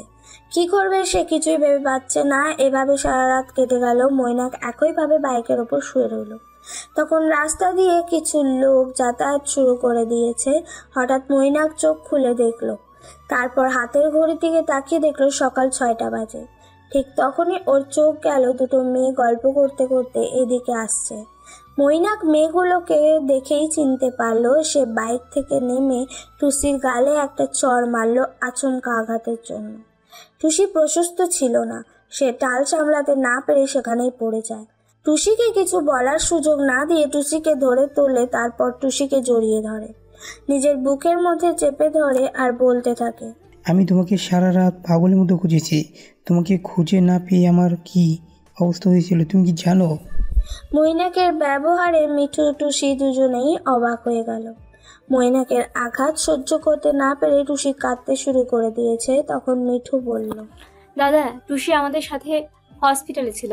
আসলে আমাদের বাড়িতে একটা পুজো ছিল, সেই উপলক্ষেও আমাদের বাড়িতে এসেছিল। কিন্তু পুজো শেষ হওয়ার সাথে সাথেই আমাদের বাড়িতে খবর আসে আমার কাকা অ্যাক্সিডেন্ট করেছে, হসপিটালে তাকে অ্যাডমিট করা হয়েছে। সেই খবর শুনে আমরা সকলেই হসপিটালে ছুটি। আমি টুসিকে বলেছিলাম বাড়ি চলে যাওয়ার জন্য, কিন্তু ওরা রাজি হয়নি। আমার কাকা টুসিকেও খুব ভালোবাসে, তাই ও বললো আমিও যাবো তোদের সাথে। আমরা সারা রাত সেখানেই ছিলাম। কাকার জ্ঞান ফিরতেই আমাদের বাড়ির লোক আমাদেরকে পাঠিয়ে দেয়। আমি টুসিকে ওদের বাড়িতেই দিতে যাচ্ছিলাম, আর দিদাকে সমস্ত ঘটনা খুলে বলবো, তার আগেই আপনি ওকে মারলেন। মিঠুর মুখ থেকে মৈনাক সমস্ত কথা শুনে বলল, তা তোমরা তো একবার টুসি দিদাকে ফোন করে বলতে পারতে, উনি কত চিন্তা করেছে তা তোমার জন্য। মৈনাকের কথায় টুসি কাঁদতে কাঁদতে বলল, দিদার ফোন আছে নাকি যে দিদাকে ফোন করে বলবো? তা তোমার দাদা কার ফোনে ফোন করে তোমার খবর নেয়? রাজু মামার ফোনে ফোন করি আমি। রাজু মামাকে ফোন করেছিলাম দিদাকে সব কিছু জানানোর জন্য, কিন্তু রাজু মামা বলল ওর এক আত্মীয়র বাড়ি মালদা জেলায়, সেখানে গেছে। আর কারো ফোন নাম্বার আমার জানা ছিল না, তাই আমি দিদাকে ফোন করতে পারিনি। টুসির কথা শুনে আর টুসির কান্নারত মুখের দিকে তাকিয়ে মৈনাকের কি হলো কে জানে। সে পাশের লোকের কথা চিন্তা না করে টুসির গালে কপালে স্নেহের চুম্বন দিল আর বলল, সরি, আমার ভুল হয়ে গেছে, আমি একটু রেগে গিয়েছিলাম তোমার উপর, সেই কারণে চড়টা মেরেছি, আমার উচিত হয়নি, আর আমি তোমাকে কোনো কষ্ট পেতে দেব না। তারপর মৈনাক মিঠুর দিকে তাকিয়ে মিঠুকে বলল, তা তোমার কাকা এখন কেমন আছে? জ্ঞান ফিরেছে, কাকা সবার সাথে কথা বলছে, ডাক্তার বলেছে বিপদ কেটে গেছে, তাই আমাদের বাড়ি চলে যেতে বললো। ঠিক আছে, তুমি এখন বাড়ি যাও, আমি টুসিকে ওদের বাড়ি পৌঁছে দিচ্ছি। টুসির মৈনাকের সাথে যাওয়ার ইচ্ছা ছিল না, কিন্তু এদিকে মৈনাকের হাতের চর, তারপর বাড়ি গেলে দিদার বকুনি, এই অবস্থায় একমাত্র মৈনাক ওকে দিদার হাত থেকে বাঁচাতে পারবে। তাই টুসি আর কোনো কথা না বলে মৈনাকের সাথে বাইকে উঠে বসলো। মৈনাককে বলল, আমি কখনো বাইকে যাবিনি, আপনি একটু আস্তে চালাবেন। একটুখানি রাস্তা, অসুবিধা নেই, আমাকে ধরে বসে আমি বাইক আস্তে চালাবো। বাইকে করে যেতে যেতে টুসি মৈনাককে বলল, আপনি খুব বাজে লোক। কেন, কি করেছি আমি? আপনি কেন আমায় মারলেন জানেন? মিঠুর কাকা আমায় কত ভালোবাসে, প্রতি বছর পুজোয় আমাকে নতুন জামা দেয়। সেই কারণে কাকার অ্যাক্সিডেন্টের খবর পেয়ে আমারও খুব কষ্ট হচ্ছিল, সেজন্য আমি ওদের সাথে হসপিটালে ছুটেছিলাম। আর যদি দাদা জানতে পারে আপনি আমাকে মেরেছেন তাহলে দাদাও আপনাকে মারবে। ঠিক আছে, আমি যেমন মেরেছি তেমন তোমাকে আদর করে দেব। তারপর তুমি যদি তোমার দাদাকে বলো তাহলে আদর করার পরিণাম আরও বেড়ে যাবে। দূর, আপনি একটা বাজে লোক, শুধু উল্টাপাল্টা কথা বলেন। আমি যার মাথা মুন্ডু কিছুই বুঝতে পারি না। ঠিক আছে, এত বুঝতে হবে না, আগে বড় হও তারপর বুঝবে। এখন তোমার বয়স কত? সামনের মাসের 4 তারিখে 15 বছর পূর্ণ হয়ে 16 বছরে পড়ব। কিসে পড়ো এখন তাহলে? এই তো এবছর ক্লাস 10-এ উঠেছি। তার মানে পরের বছর মাধ্যমিক দেবে? হ্যাঁ। ঠিক আছে, ভালো করে পড়াশোনা করবে আর এই হুটহাট বন্ধুর বাড়ি যাবে না। আমি একজন পুলিশ ইন্সপেক্টর, যদি দেখি তোমরা কোথাও ঘোরাঘুরি করছো তাহলে ধরে নিয়ে গিয়ে সোজা থানায় ঢুকিয়ে দেব। জানেন, আমি একজন লক্ষ্মী মেয়ে, আমি পড়াশোনায় ফাঁকি দিই না। দাদা বলেছে আমার তো লেখাপড়া হয়নি, বোন তুই ভালো করে পড়ালেখা করবি, দেখবি উপর থেকে আমাদের বাবা মা আশীর্বাদ করছে আমাদেরকে। তুই আমার লক্ষ্মী সোনা বোন। দাদা ফোন করে? হ্যাঁ করে, রাজু মামার ফোনে ফোন করে, আমাদের তো ফোন নেই। তা দাদা এখন কোথায় আছে? দাদা বলছিল কলকাতায় ঢাকুরিয়া বলে একটা জায়গা আছে, সেখানে একজনদের বাড়িতে থাকে আর তাদের বিজনেসে সাহায্য করে। এক ভদ্রলোক দাদাকে খুব ভালোবাসে। টুসিকে মৈনাকের বাইক থেকে নামতে দেখে দিদা ছুটে এসে টুসিকে জড়িয়ে ধরে আর বলে, তুই সারা রাত কোথায় ছিলিস? জানিস আমার কত চিন্তা হচ্ছিল, বড় মেয়ে বাড়ির বাইরে থাকলে কত লোক কত কথা বলে। মৈনাক জানে তার মামি কিছু মিথ্যার কথা রটাতে পারে, তাই মামি ও মামার ছেলেরা যাতে শুনতে পারে সেই জন্য মৈনাক চিৎকার করে বলল, টুসি নামে কেউ যদি কিছু বলে তুমি আমাকে বলবে, আমি তার ব্যবস্থা নেব। টুসি সারা রাত হসপিটালে গিয়েছিল। মিঠুর কাকা অ্যাক্সিডেন্ট হওয়ার জন্য টুসির সাথে মিঠুর পুরো পরিবার ছিল। তারপর আমি টুসিকে ওখান থেকে নিয়ে এসেছি। এখানে আরও অনেক লোক ছিল। মিঠুর কাকার জ্ঞান ফেরার পর আমরা সবাই বাড়ি ফিরে আসি। টুসির মামি ভেবেছিল মেয়েটার নামে কিছু একটা বদনাম করবে, কিন্তু সেটা হলো না। মাঝখানে মৈনাক ঢুকে সব কিছু গন্ডগোল করে দিল। তার উপর মৈনাক আবার পুলিশের লোক, তাই তার পরিকল্পনা সেই মুহূর্তে বাতিল করে দিল। 2 দিন পর টুসি ও মিঠু স্কুল থেকে ছুটি করে বাড়ি ফিরছিল। ওদের স্কুলের মাঠে সেদিন একটা ফুটবল টুর্নামেন্ট ছিল। মৈনাক জার্সি গায়ে সেখানে দাঁড়িয়েছিল। টুসিকে দেখতে পেয়ে মৈনাক জিজ্ঞাসা করলো, কেমন আছো তোমরা? মৈনাকের প্রশ্নের উত্তর মিঠু দিয়ে বলল, আমরা ভালো আছি দাদা, আপনি কেমন আছেন? আমি ভালো আছি। তোমার কাকাকে একদিন দেখতে গিয়েছিলাম, উনি তো এখন ভালো আছেন? হ্যাঁ কাকা ভালো আছে, আর কিছুদিন পর কাকাকে ছুটি করে দেবে, হসপিটাল থেকে বাড়িতে চলে আসবে। তা আপনি এখানে কি করছেন? তোমাদের স্কুল মাঠে আমাদের আজকে একটা ফুটবল ম্যাচ আছে। হ্যাঁ আমি শুনেছি আপনি ভালো ফুটবল খেলেন, সেজন্য তো আপনি পুলিশের চাকরি পেয়েছেন। হ্যাঁ ঠিক তাই। তা তুমি এখন একাই কথা বলছো? তোমার বান্ধবী কি বোবা হয়ে গেছে?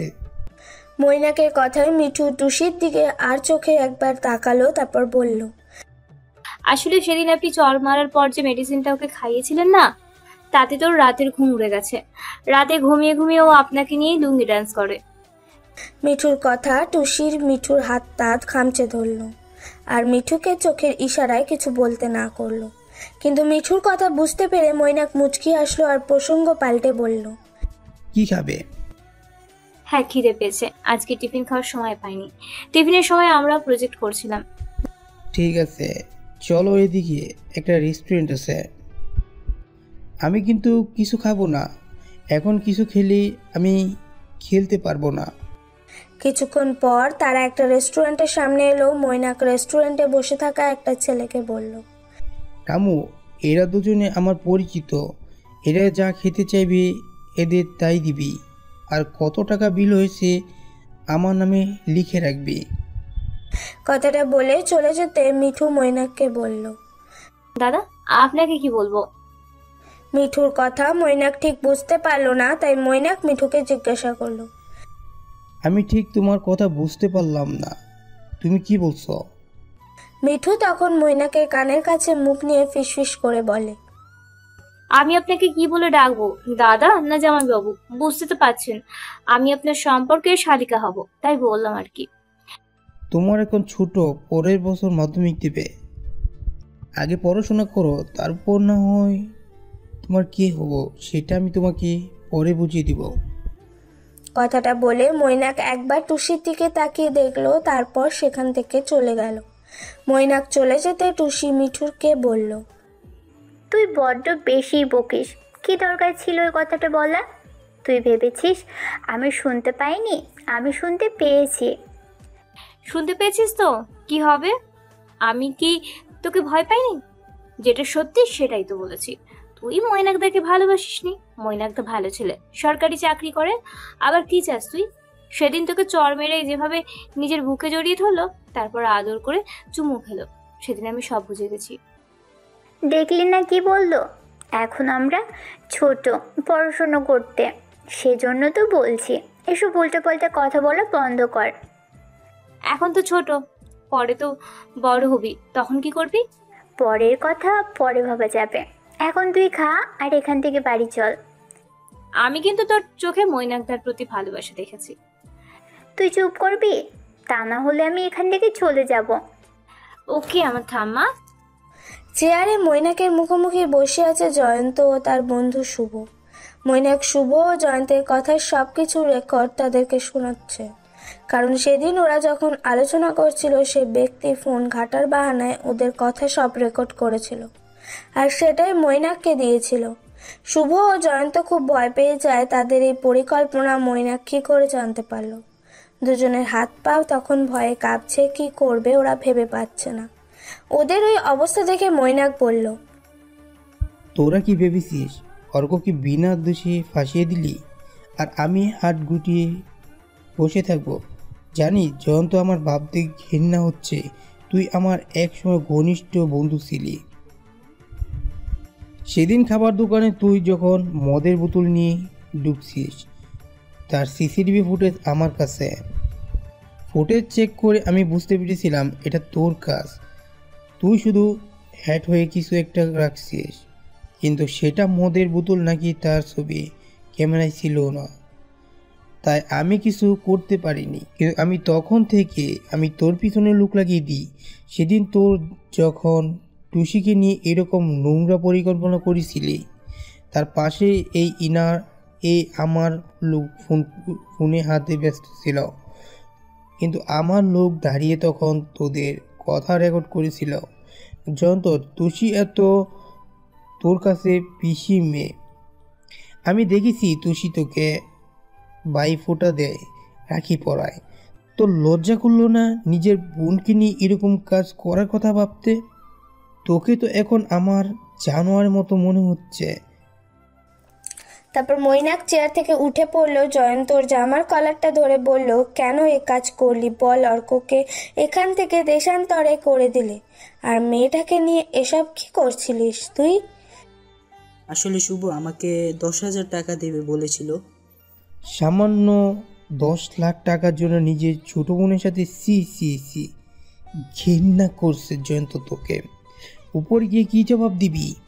ভগবান তোকে মানুষ হিসেবে পাঠিয়েছে, অন্তত মানুষের মতো কাজ কর। আমি তোকে ঘরের লাস্ট ওয়ার্নিং দিচ্ছি, তোদের এই নোংরা পরিকল্পনা বন্ধ কর। আমার লোক সর্বদা তোদেরকে ফলো করছে, এরপর যদি কিছু করিস আমার চেয়ে খারাপ কেউ হবে না। আমি বলে যাব তুই আমার বন্ধু ছিলি। জানিস তো আমি পুলিশ লোক আর আসামিকে কিভাবে টর্চার করতে হয় তার ট্রেনিং আমার নেওয়া আছে। আমি তার চেয়ে সর্বোচ্চ প্রয়োগ করব। আমার এক রূপ এখন তোর যা এখন। জয়ন্ত ও শুভ সেখান থেকে চলে যায়। তারা আর কিছু কাজ করে না। ওরা বুঝতে পারেনি মৈনাক ওদের ষড়যন্ত্র এভাবে ধরে ফেলবে। দুদিন পর মৈনাক একটা ফোন কিনে নিয়ে আসে টুসিদের বাড়িতে। দিদার হাতে ফোনটা দিয়ে বলে, দিদা এই ফোনটা রাখো। আবার ফোন দিতে গেলে কেন? অর্ক বলেছিল ও একটা ফোন কিনে কলকাতা থেকে পাঠাবে। তাতে কি হয়েছে দিদা? অর্কর মতো আমিও তো তোমার একটা নাতি, ধরে নাও না। তোমার নাতি তোমাকে ভালোবেসে কিছু একটা উপহার দিল। ওই ফোন শুধু কথা বলার জন্য, খুব বেশি দাম নয়। বড় ফোন দিলে তোমার নাতনির আর পড়াশোনা হবে না। এর নাম্বারটা তোমার নাতনিকে দিয়ে দিবে, আর আমার নাম্বারটা এখানে সেভ করা আছে। যদি কখনো দরকার পড়ে তাহলে আমার নাম্বারে ফোন করবে। সে রাতে একটা দুটো যাই হোক বাজুক না কেন, কোনো সমস্যা নেই। সঙ্গে সঙ্গে আমি চলে আসব তোমার কাছে, তুমি নিশ্চয়ই থাকো। তুষিকে নিয়ে যখন যা কিছু দরকার নিজের মতো মনে করে আমাকে বলবে। মৈনাকের কথা শুনে দিদার চোখে জল চলে এলো। তা দেখে মৈনাক চোখের জল মুছে দিয়ে বলল, কাঁদছো কেন দিদা? কি হয়েছে আমাকে বলো। না কিছু নয়, আমি ভাবছি পৃথিবী থেকে হয়তো ভালো মানুষগুলো সব চলে গেছে, কিন্তু তোমাকে দেখে মনে হচ্ছে আমার ধারণা ভুল। গুটি কয়েক খারাপ মানুষের জন্য ভালো মানুষগুলোকে খুঁজে পাওয়া যায় না। তোমার ভালো হবে বাবা, তুমি অনেক বড় হবে। তুমি বসো, চা খেয়ে যাবে। টুসি ঘরের ভেতরে আছে, আমি ওকে ডেকে দিচ্ছি, তোমরা কথা বলো। তুমি বসো আর তুষিকে বলো আমার জন্য চা করতে। দিদার ডাক শুনে টুসি ঘর থেকে বেরিয়ে এলো। তারপর দিদা কিছু বলার আগেই মৈনাক বলল, তুষি আমার জন্য এক কাপ চা করো দেখি কেমন তুমি চা বানাতে পারো। টুসি খুব লক্ষ্মী মেয়ে, ও সংসারের সব কাজ করতে পারে। যে সংসারে যাবে তাদের কখনো কাজের জন্য চিন্তা করতে হবে না। রান্না, বাসন মাজা, ঘর মোছা, কাপড় কাচা ও সব করতে পারে। ওর মামি ওকে দিয়ে সব কাজ করাতো। একবার ওর মামি তো। দিদাকে কথাটা সম্পূর্ণ করতে দিল না, তার আগেই টুসি বলল, কী সব বলছো দিদা? শুনতে পাবে যে, তারপর ঝগড়া অশান্তি হবে। আমার এসব একদম ভালো লাগে না। দাঁড়াও, আমি চা করে আনছি। তারপর টুসি এক কাপ চা আর দুটো বিস্কুট নিয়ে মৈনাককে দিল। চাটা খেয়ে দেখলো সত্যিই চাটা সুন্দর হয়েছে, সাথে কেমন যেন একটা সুগন্ধি বেরোচ্ছে। মৈনাকের কিছু তার মাথাটা টিপটিপ করছিল, কিন্তু চা খাওয়ার পর নিমেষেই দূর হয়ে গেল। টুসির দিকে তাকিয়ে বলল, চাটা সত্যি খুব সুন্দর হয়েছে তুষি, ধন্যবাদ। তোমার চা খেয়ে আমার মাথা টিপ টিপ বন্ধ হয়ে গেল। দিদা টুসি মৈনাকের দেওয়া ফোনটা দেখিয়ে বলল, মৈনাক দিয়েছে এই ফোনটা, তো দাদা ফোন করে অসুবিধা হয় সেই জন্য। আবার আমরা দুজনে থাকি রাত বিরাতে, কখন কি না হয়, সেই জন্য এই ফোনটা কাছে রাখতে বলেছে। আর যত রাতই হোক ওকে যেন ফোন করি সেটাই বলছে। দিদা টুসির হাতে ফোনটা ধরিয়ে দিয়ে সেখান থেকে চলে গেল। মৈনাক চলে যাওয়ার জন্য উঠে দাঁড়ালো। তারপর টুসির সামনে গিয়ে বলল, রাতের বেলা ফোন দেব, ফোনটা নিজের কাছে রাখবে। কেন? প্রেম করব। এই তো বললেন ছোট, এখন পড়াশোনা কর, তাহলে এখন আবার প্রেম করার কথা কেন বলছেন? ছোট তো ছোট মেয়ে নিজেই হাতে বড় করে তুলবে। তোমার ভাগ আমি কাউকে দেব না, তুমি আমারই থাকবে। এসবের জন্য পড়াশোনা ক্ষতি যেন না হয়। ফেল করা বউ হলে আমার কষ্ট হবে, বুঝেছ? হবু স্বামীর মুখের দিকে তাকিয়ে পড়াশোনাটা ভালো করে করবে। মৈনাক আশেপাশে তাকিয়ে দেখলো দিদা আছে নাকি। দিদাকে দেখতে না পেয়ে টুসির গালে টুপ করে একটা চুমু দিয়ে সেখান থেকে চলে গেল। টুসি মুচকি হাসলো। জানো লক্ষ্মী দিদি, আমাদের বাড়িতে একটা কালো বিড়াল আছে, সে শুধু ম্যাও ম্যাও করে। তিশা যখন এই কথাগুলো বলছিল অর্ক তখন চুপ করে শুনছিল। দিনের পর দিন তিশার অত্যাচার বেড়েই চলেছে। সে কিছুতেই অর্ককে সহ্য করতে পারছে না। অর্ক নিজের ঘরে বসে ফোন ঘাঁটছিল। তিশা গিয়ে অর্কের হাত থেকে ফোনটা নিয়ে ছুঁড়ে ফেলে দিল আর বলল, বাড়ির চাকর তোমাকে ফোন ঘাটার জন্য আমার বাবা রেখেছে। তুমি এক কাজ করো, আমার জুতোগুলো একটু পরিষ্কার করে দাও। কালকে আমার নাচের প্রোগ্রাম আছে, আমি যাব সেখানে। অর্ক কিছু না বলে তিশার জুতোগুলো পরিষ্কার করে দিল। রমেশবাবু বাড়িতে আসতে তার বড় মেয়ে দিশা তার বাবাকে বলল, বাপি, তুমি তিশাকে কিছু বলবে না? কেন দিশা? তিশা কি কাজ করেছে? তুমি জানো অর্ক ফোনে কি করছিল? সেটা দেখে তিশা অর্কর ফোনটা ছুঁড়ে ফেলে দিয়েছে আর বলেছে তুমি বাড়ির চাকর, তোমাকে কাজ করার জন্য রেখেছে বলে নিজের জুতোগুলো পলিশ করিয়েছে অর্ককে দিয়ে। সে কি? এই মেয়েটা কেন এরকম করছে? আমি কিছু বুঝতে পারছি না। অর্ক তো ভালো ছেলে। রমেশবাবু তৃষাকে গিয়ে বলল, তুমি অর্কের সাথে কেন এরকম ব্যবহার করো? আমি বুঝতে পারি না। ও তো তোমার কোনো ক্ষতি করেনি। তবে ওকে তুমি বাড়ি থেকে চলে যেতে বলো, ওকে আমি সহ্য করতে পারি না। কেন? ও তোমার কি ক্ষতি করেছে? বাবার কথায় কোনো উত্তর না দিয়ে তৃষা সেখান থেকে চলে যায়। কিন্তু এরপরে একদিন যা ঘটলো সেটার জন্য কেউ প্রস্তুত ছিল না। অর্ক নিচেতে ফুল গাছে জল দিচ্ছিল, তৃষার ওপর থেকে একটা ইট দিয়ে অর্ককে ছুঁড়ে মারল। সাথে সাথে অর্কের পা দিয়ে রক্ত বেরোতে লাগলো। অর্ক চিৎকার করে কাঁদতে লাগলো, বাবা গো, আমি মরে গেলাম। বাড়িতে সকল লোক অর্কর চিৎকারে সেখানে ছুটে গেল। দেখলো অর্ক তখন পাটা ধরে বসে আছে, চিৎকার করে কাঁদছে। সবাই তখন ওপরের দিকে তাকিয়ে দেখলো তৃষা মিটিমিটি হাসছে। আর কারো বুঝতে বাকি রইল না এখানে কি ঘটেছে। তারপর সবাই মিলে অর্ককে ধরে ভেতরে নিয়ে গেল। সঙ্গে সঙ্গে দিশা তার বাবাকে ফোন করলো আর ডাক্তারকে ফোন করে সেখানে আসতে বলল। ডাক্তার এসে অর্কর পাটা পরিষ্কার করে দিল, দেখলো অনেকটা কেটে গেছে। মোট 8টা সেলাই পড়লো, তারপর ভালো করে পাটাকে ব্যান্ডেজ করে দিল। তৃষার এই ব্যবহার মেনে নিতে পারল না রমেশবাবু। সে তৃষার উপর খুব রেগে গেল আর এই প্রথম সে একটা কাজ করে বসলো রেগে গিয়ে। তৃষার গালে সে একটা চর বসিয়ে দিল। সেদিন রাতে তৃষার কাঁপুনি দিয়ে জ্বর এলো। জ্বরের করে সে বলতে লাগলো, ওকে চলে যেতে বলো বাপি, তুমি আমায় মারলে, ও থাকলে আমি এমনি মরে যাব। তৃষার কথায় বাড়ির সকলে ভয় পেয়ে গেল। ডাক্তার সব শুনে বলল ও মানসিকভাবে কোনো কষ্ট পাচ্ছে, তাই এই মুহূর্তে তুমি অর্ককে অন্য কোথাও পাঠিয়ে দাও। ডাক্তারের কথা শুনে রমেশবাবু খুব চিন্তায় পড়ে গেল। সে অর্ককে খুব ভালোবাসে, তবু মেয়ের সুখের কথা ভেবে সে অর্ককে বলল, বাবা, তুমি আমায় ক্ষমা করো। আমি তোমার জন্য কিছু করতে পারলাম না। আমি বুঝতে পারছি না আমার মেয়ে তৃষা ও কেন তোমায় সহ্য করতে পারে না। আমি তোমার মধ্যে অনেক কিছুই সম্ভাবনা দেখতে পাচ্ছি, তাই আমি ভেবেছিলাম তোমাকে আমি আমার মতো করে তৈরি করে নেব। তুমি জানো, তোমার মতো জীবন আমারও একদিন ছিল। জেরক্সের দোকানে কাজ করতাম, আর মালতী মানে তৃষার মা সেখানে জেরক্স করতে আসতো।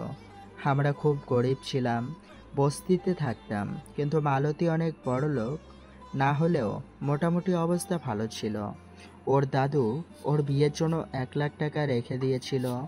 তারপর আমার সাথে মালতীর একটা সম্পর্ক তৈরি হয়, আমরা বিয়ে করি, কিন্তু ওর ফ্যামিলি আমাদের মেনে নেয় না। আর টাকাটা যেহেতু মালতীর নামে ছিল তাই সমস্যা হয়নি, ওই টাকাটা আমার হাতে দিয়ে বলেছিল, তুমি এটা নিয়ে ব্যবসা করো। আমি তোমার মধ্যে অনেক কিছুই দেখতে পাচ্ছি। তুমি আর পরের দোকানে কাজ করো না, নিজের স্বাধীন ব্যবসা করো। তারপর সেই 1 লাখ টাকা নিয়ে আমি ব্যবসা শুরু করি।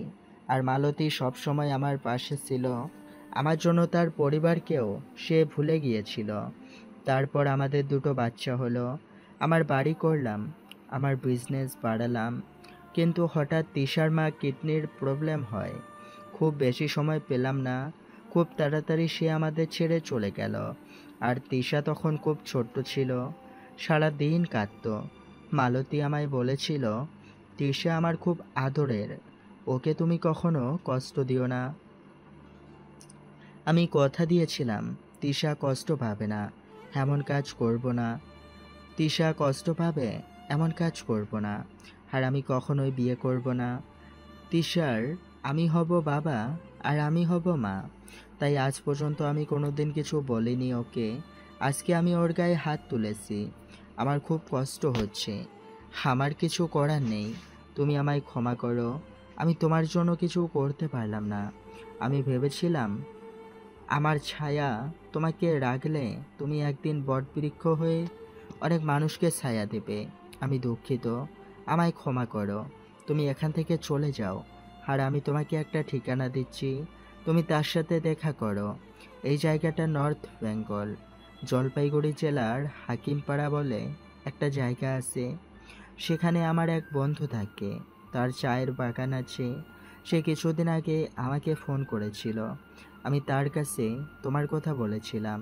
সব শুনে সে বলেছিল তার এরকম একটা বিশ্বাসী লোকের প্রয়োজন। যদি পারি তো তোমার মতো একটা বিশ্বাসী লোককে আমি যেন জোগাড় করে দিতে পারি। আমি ভাবতে পারিনি শেষ পর্যন্ত তোমাকেই তার হাতে আমাকে তুলে দিতে হবে। তুমি চিন্তা করো না, সে ভালো মানুষ। তাই কালকে খুব সকালেই তিশা ঘুম থেকে ওঠার আগে তুমি বাড়ি থেকে চলে যাবে। আমি তোমাকে কিছু টাকা দেব, তোমার সমস্যা হবে না। অর্ক কিছু বলল না। সে খুব সকালে ঘুম থেকে উঠে রেডি হয়ে যায়, তারপর একটা ব্যাগে তার জামা কাপড় গুছিয়ে নেয় এবং ঘরের বাইরে বেরিয়ে দেখে ড্রয়িং রুমে রমেশবাবু সোফার ওপর বসে কিছু যেন একটা ভাবছে। অর্ক রমেশবাবুর পায়ে হাত দিয়ে প্রণাম করে বলল, স্যার এখন আমি আসছি। অর্কের কথা শুনে রমেশবাবু বসা থেকে উঠে দাঁড়িয়ে পড়লেন। তারপর অর্ককে নিজের বুকের সাথে চেপে ধরে হাউ হাউ করে কাঁদতে লাগলো, আর কাঁদতে কাঁদতে বলল, তুমি অনেক বড় হবে বাবা, আমি আশীর্বাদ করছি। আর হয়তো আমাদের দেখা হবে না। তুমি ভালো থাকবে। আমার মেয়েটা বড্ড অবুঝ, ও যদি কিছু ভুল করে তুমি ওকে ক্ষমা করে দিও।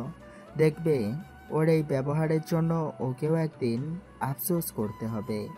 ও যদি কখনো ভুল বুঝে তোমার কাছে যায়, তুমি কিন্তু ওকে ফিরিয়ে দেবে না, নিজের মতো করে ওকে আগলে রাখবে। আমায় কথা দাও। রমেশবাবুর কথা শুনে অর্ক রমেশবাবুকে বলল, আপনি নিশ্চিন্তে থাকতে পারেন স্যার, আমি কথা দিচ্ছি তিশা যদি কখনো আমার কাছে ভুল বুঝে ক্ষমা চায় সেদিন আমি ওকে ফিরিয়ে দেব না। যাক, আমি আবার নিশ্চিত হলাম। আর ঠিকানা আর এই টাকাটা ধরো। তুমি খুব ভালো মানুষের কাজে যাচ্ছ, সেখানে তোমার কোনো অসুবিধা হবে না। তুমি এখন এসো। তারপর রমেশবাবু অর্কের কপালে একটা স্নেহের চুম্বন এঁকে দিল। অর্ক সেখান থেকে চলে গেল, আর রমেশবাবুর বুকের ভেতরটা শূন্যতায় ভরে গেল, যেন মনে হলো সে কিছু একটা অমূল্য সম্পদ হারিয়ে ফেলেছে। অর্ক হাকিমপাড়া পৌঁছে নরেনবাবুকে ঠিকানায় গেল। এই নরেন মিত্র আবার রমেশবাবুর বাল্যবন্ধু। নরেনবাবু অর্ককে নিজের কাছে টেনে নিল আর বলল, রমেশ সব আমায় বলেছে তোমাকে কিছু চিন্তা করতে হবে না। তুমি এখানে একজন কর্মচারী নয়, আমার সন্তানের মতো সব কিছু দেখাশোনা করবে। আমার দুটো চা বাগান তা ম্যানেজার পোস্টে আমি তোমাকে নিয়োগ করলাম। আজকের দিনটা একটু রেস্ট নাও, কালকে আমি তোমাকে সব বুঝিয়ে বলবো। আর এটা আমার বাড়ি। আমার দুই ছেলে, একজন কর্মসূত্রে বেঙ্গালুরু থাকে, আর একজন পড়াশোনা নিয়ে ব্যস্ত। ও খড়গপুর থেকে আইআইটি করছে। বাড়িতে আমার স্ত্রী ও একজন বিধবা বোন আছে। তোমার কোনো সমস্যা হবে না, ওরাও তোমাকে আমার মতো করেই ভালোবাসবে। এভাবে কেটে গেল আরও কিছুদিন। অর্ক মন দিয়ে কাজ করছে। অর্ক কাজে নরেনবাবু খুব খুশি। নরেনবাবু একদিন অর্ককে ডেকে বলল, অর্ক তোমার কাজে আমি খুব খুশি। তুমি তো জানো আমার দুটো ছেলে, তারা দুজনেই অন্য প্রফেশনে ব্যস্ত, ওদের এই চা বাগানের দিকে কোনো মন নেই। তাই আমি চাই আমার অবর্তমানে এই চা বাগানগুলোর মালিক তুমি হও। তুমি এখন থেকে তার জন্য তৈরি হও। দেখতে দেখতে আর কয়েক বছর কেটে গেল। সেই দিনের অর্ক আজকে 26 বছরের যুবক। সে এখন দুটো চা বাগান কিনে নিয়েছে। তার খুব ইচ্ছা ছিল কলকাতায় গিয়ে একটা অফিস খোলার, এক্সপোর্ট ইম্পোর্ট ব্যবসা করবে, যেখান থেকে উন্নত মানের চা কফি দেশের বাইরে রপ্তানি করতে পারবেন। এই উদ্দেশ্যে সে তার ম্যানেজারকে বলল কলকাতায় গিয়ে কোনো একটা জায়গা ঠিক করতে। সেই মতো জায়গা ঠিক করা হয়ে গেল। টালিগঞ্জের কাছে একটা বড় কোম্পানি সে খুলল। তারপর একটা ফ্ল্যাটে কিনে নিল তার কাগজের সুবিধার জন্য। ম্যানেজারকে বলল অফিসে কাজের জন্য লোক দরকার, তার জন্য খবর কাগজে বিজ্ঞাপন দিতে। ম্যানেজারকে বলল আপনি সব কিছু রেডি করুন, আমি কিছুদিনের জন্য আমাদের দেশের বাড়ি যাব। ওখান থেকে ফিরে এসে আমি অফিসে কাজকর্ম দেখাশোনা করব। আজ অনেকদিন পর অর্ক তার দেশের বাড়ি ফিরে আসছে। সে কাউকে কিছু বলেনি, হঠাৎ করে সবাইকে চমকে দেবে বলে। দাদাকে বাড়ির সামনে দাঁড়িয়ে থাকতে দেখে তার বোন টুসি কিছুটা অবাক হয়ে গেল। তারপর ছুটে গিয়ে দাদাকে জড়িয়ে ধরে কাঁদতে লাগলো আর বলল, দাদা তুই আসবি, আমাদেরকে বলিসনি কেন? তুই তো কালকেও আমাদের সাথে ফোনে কথা বললি, কতদিন পর দেখছি দাদা তোকে। কি সুন্দর তুই হয়ে গেছিস, যেন সাহেবদের মতো লাগছে। দাদাকে কথাটা বলেই জোরে চিৎকার করে দিদাকে ডাকতে লাগলো টুসি। চিৎকার করছে দেখে তার দিদা ছুটে এলো আর নাতিকে দেখে সেও চমকে গেল। তারপর নাতি নাতনিকে একসাথে জড়িয়ে ধরে দিদা চিৎকার করে কাঁদতে লাগলো আর মৃত মেয়ে ও জামাই ও স্বামীর উদ্দেশ্যে বলল, তোমরা দেখতে পাচ্ছ তোমাদের অর্ক আজ কত বড় হয়েছে। আমাদের অর্ক সাহেব হয়ে গেছে, অনেক বড় কোম্পানির সে এখন মালিক হয়েছে। তা অর্ক, তুই যে আসবি আমাদেরকে বলিসনি কেন? বললে তো আর সারপ্রাইজ থাকতো না। সেটা আবার কি? দিদার কথা শুনে দুই ভাই বোনে হাসতে থাকে। অর্ক বাড়ি এসেছে বলে মৈনাক তার সাথে দেখা করতে আসে।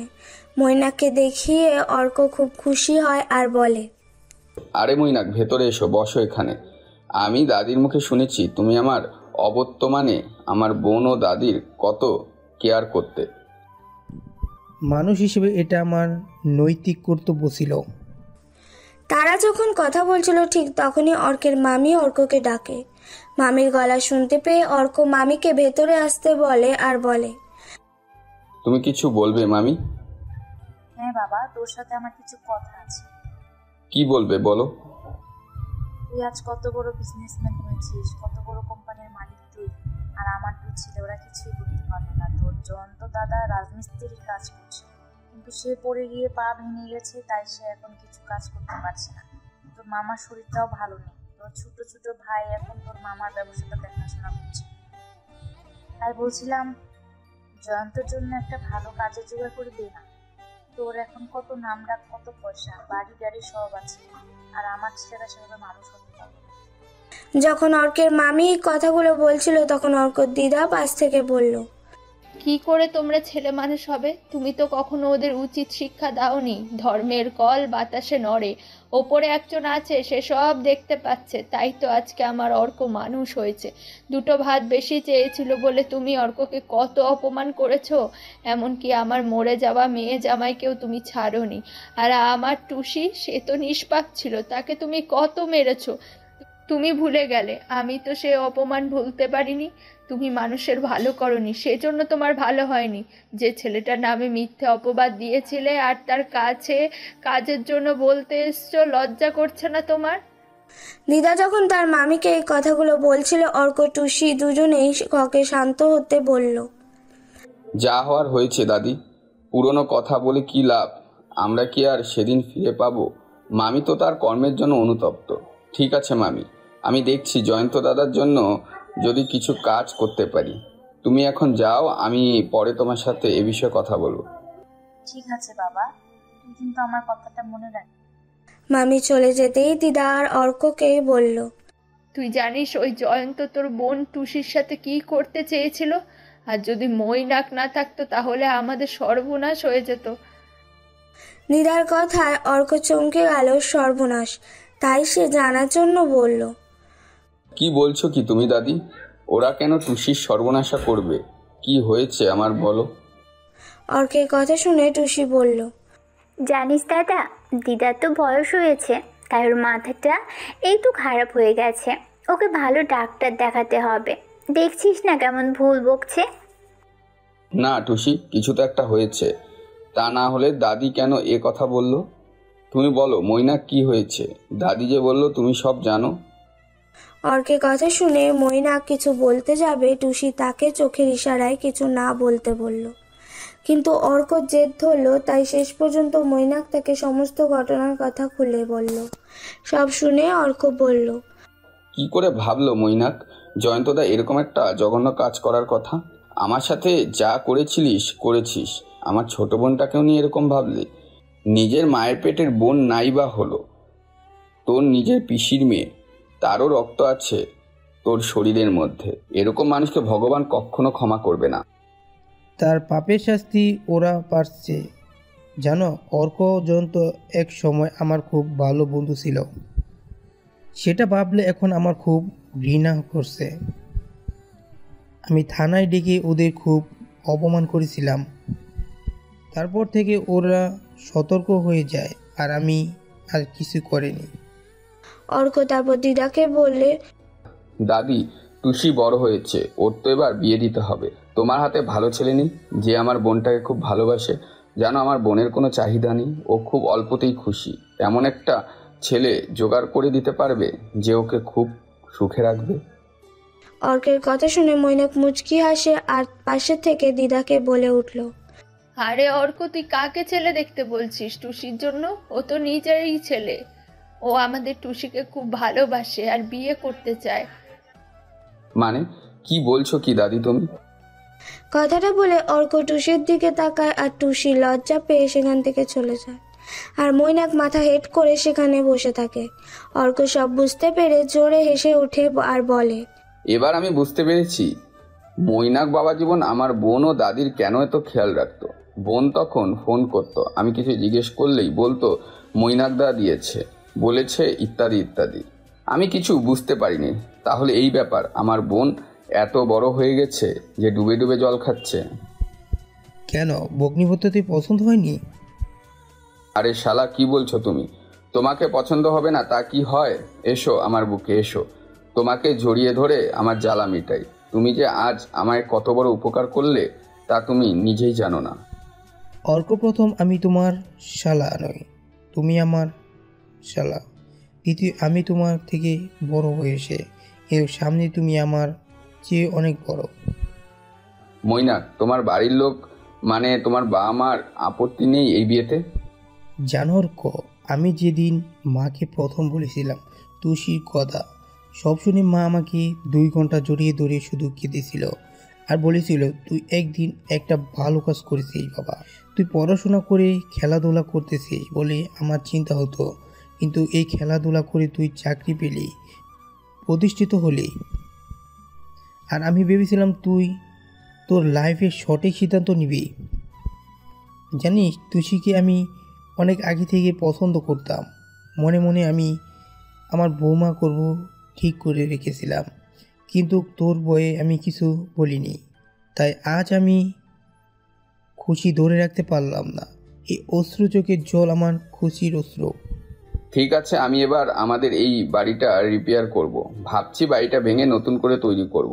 আর কিছুদিন পর আমি আসবো, তখন টুসির সাথে তোমার বিয়ে দেব। শুধু টুসির নয়, এবার তোমার নিজের বিয়ে হবে। ঠিকই তো, আমি এতদিন বিয়ের কথা ভাবিনি। আমার তো মনেই ছিল না যে তোমাকে বিয়ে করতে হবে। অর্কের কথা শুনে সবাই হাসতে থাকে আর মৈনাক বলে, এতদিন শহরে ছিল, বিশ্বে করে নর্থ বেঙ্গলে কোনো মেয়েকে তোমার ভালো লাগেনি। কাজের জন্য অনেক মেয়ের সাথে তো তোমার মেলামেশা করতে হয়, সেরকম কোনো মেয়ের সাথে তোমার বন্ধুত্ব হয়নি? সত্যি কথা বলতে কি, সেরকম কোনো মেয়ের প্রতি কখনোই আমার ফিলিংস আসেনি, আর এই বিষয়টা তো আমার মাথাতে কখনো আসেনি। অর্ক, আমি একটা কাজ বলবো, তুমি করবে? কি কাজ মৈনাক? এই 26 বছর বয়সে কাজই তো অনেক মেয়ের সাথে কথা বলতে হয়েছে, তাই বলছি তুমি তোমার চোখটা বুঝে আর তোমার লাইফে যে সকল মেয়ের সাথে তুমি কথা বলেছ তাদের মুখটা একবার মনে করো। দেখো তোমার চোখের সামনে কার মুখটা বেশি উঠে, আর যার মুখটা তোমার চোখের সামনে বেশি উঠবে জানবে সে হবে তোমার ভবিষ্যতের জীবনসঙ্গী। তা তুমি কি এরকম পরীক্ষা করেছিলে আমার বোনের জন্য? যদি বলে হ্যাঁ, তাহলে বিশ্বাস করবে তো? ঠিক আছে, তোমার কথা মতন আমি তাই করছি। দেখছি কার মুখ আমার চোখের সামনে ভেসে ওঠে। মৈনাকের কথা মতো অর্ক যে চোখটা বুঝেছে, অমনি রাগী তৃষার মুখটা চোখের সামনে ভেসে উঠেছে। সঙ্গে সঙ্গে অর্ক চোখটা খুলে ফেললো আর বলল, এটা যদি সত্যি হয় আমি তো পাগল হয়ে যাব, আমার লাইফ পুরা শেষ করে দেবে। অর্কের কথা কেউই বুঝতে পারলো না। মৈনাক জিজ্ঞেস করলো, চোখ বুজে তুমি কাকে অনুভব করলে? কারো মুখটা তোমার চোখের সামনে ভেসে উঠল অর্ক? যার মুখটা চোখের সামনে ভেসে উঠল সে এক সাংঘাতিক জিনিস। বিয়ে না হলেও সারা জীবন আইবুড়ো থাকবে, তবুও এই মেয়েকে বিয়ে করব না। কেন, কি হয়েছে? আমাকে সব খুলে বলো, আমি তো তোমার নিজের লোক নাকি? তারপর অর্ক তৃষাদের বাড়িতে থাকাকালীন তৃষা যা যা করেছিল সব কিছু খুলে বলল মৈনাককে। সব শুনে মৈনাক বলল, জানো অর্ক, আমার মনে হচ্ছে এরপর তোমার জন্য ভালো কিছু অপেক্ষা করেছে। হয়তো দেখো, এই তিয়াসা বদলে গেছে। ওই মেয়ে বদলে যাবে? কখনই সম্ভব না। ও ভীষণ আত্ম অহংকারী একটা মেয়ে, আর গরিবদের ভীষণভাবে ঘৃণা করে। তুমি বলছো ঠিক কথা অর্ক, কিন্তু আমার মনে হচ্ছে মানুষ পরিস্থিতিতে শিকার। হয়তো ওর জীবনে এমন কিছু ঘটনা ঘটেছে যেটা ওর পুরো জীবনটাকে পাল্টে দিয়েছে। সেই রাগে যদি আত্ম অহংকারী মেয়েটাই হয়তো নেই। মানুষ তো দেখি শিখে।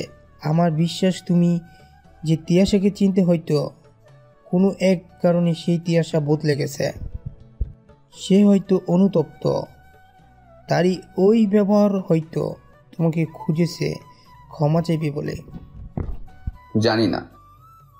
এদিকে অর্কর কোম্পানির ম্যানেজার ইন্টারভিউ নিচ্ছিল। তার এই কোম্পানির জন্য 10 জনকে নিয়োগ করতে হয়। তার মধ্যে 2টো মেয়ে ও 8টা ছেলে ছিল। সমস্ত ঘটনা অর্ককে ইমেল করে জানিয়ে দেওয়া হয়।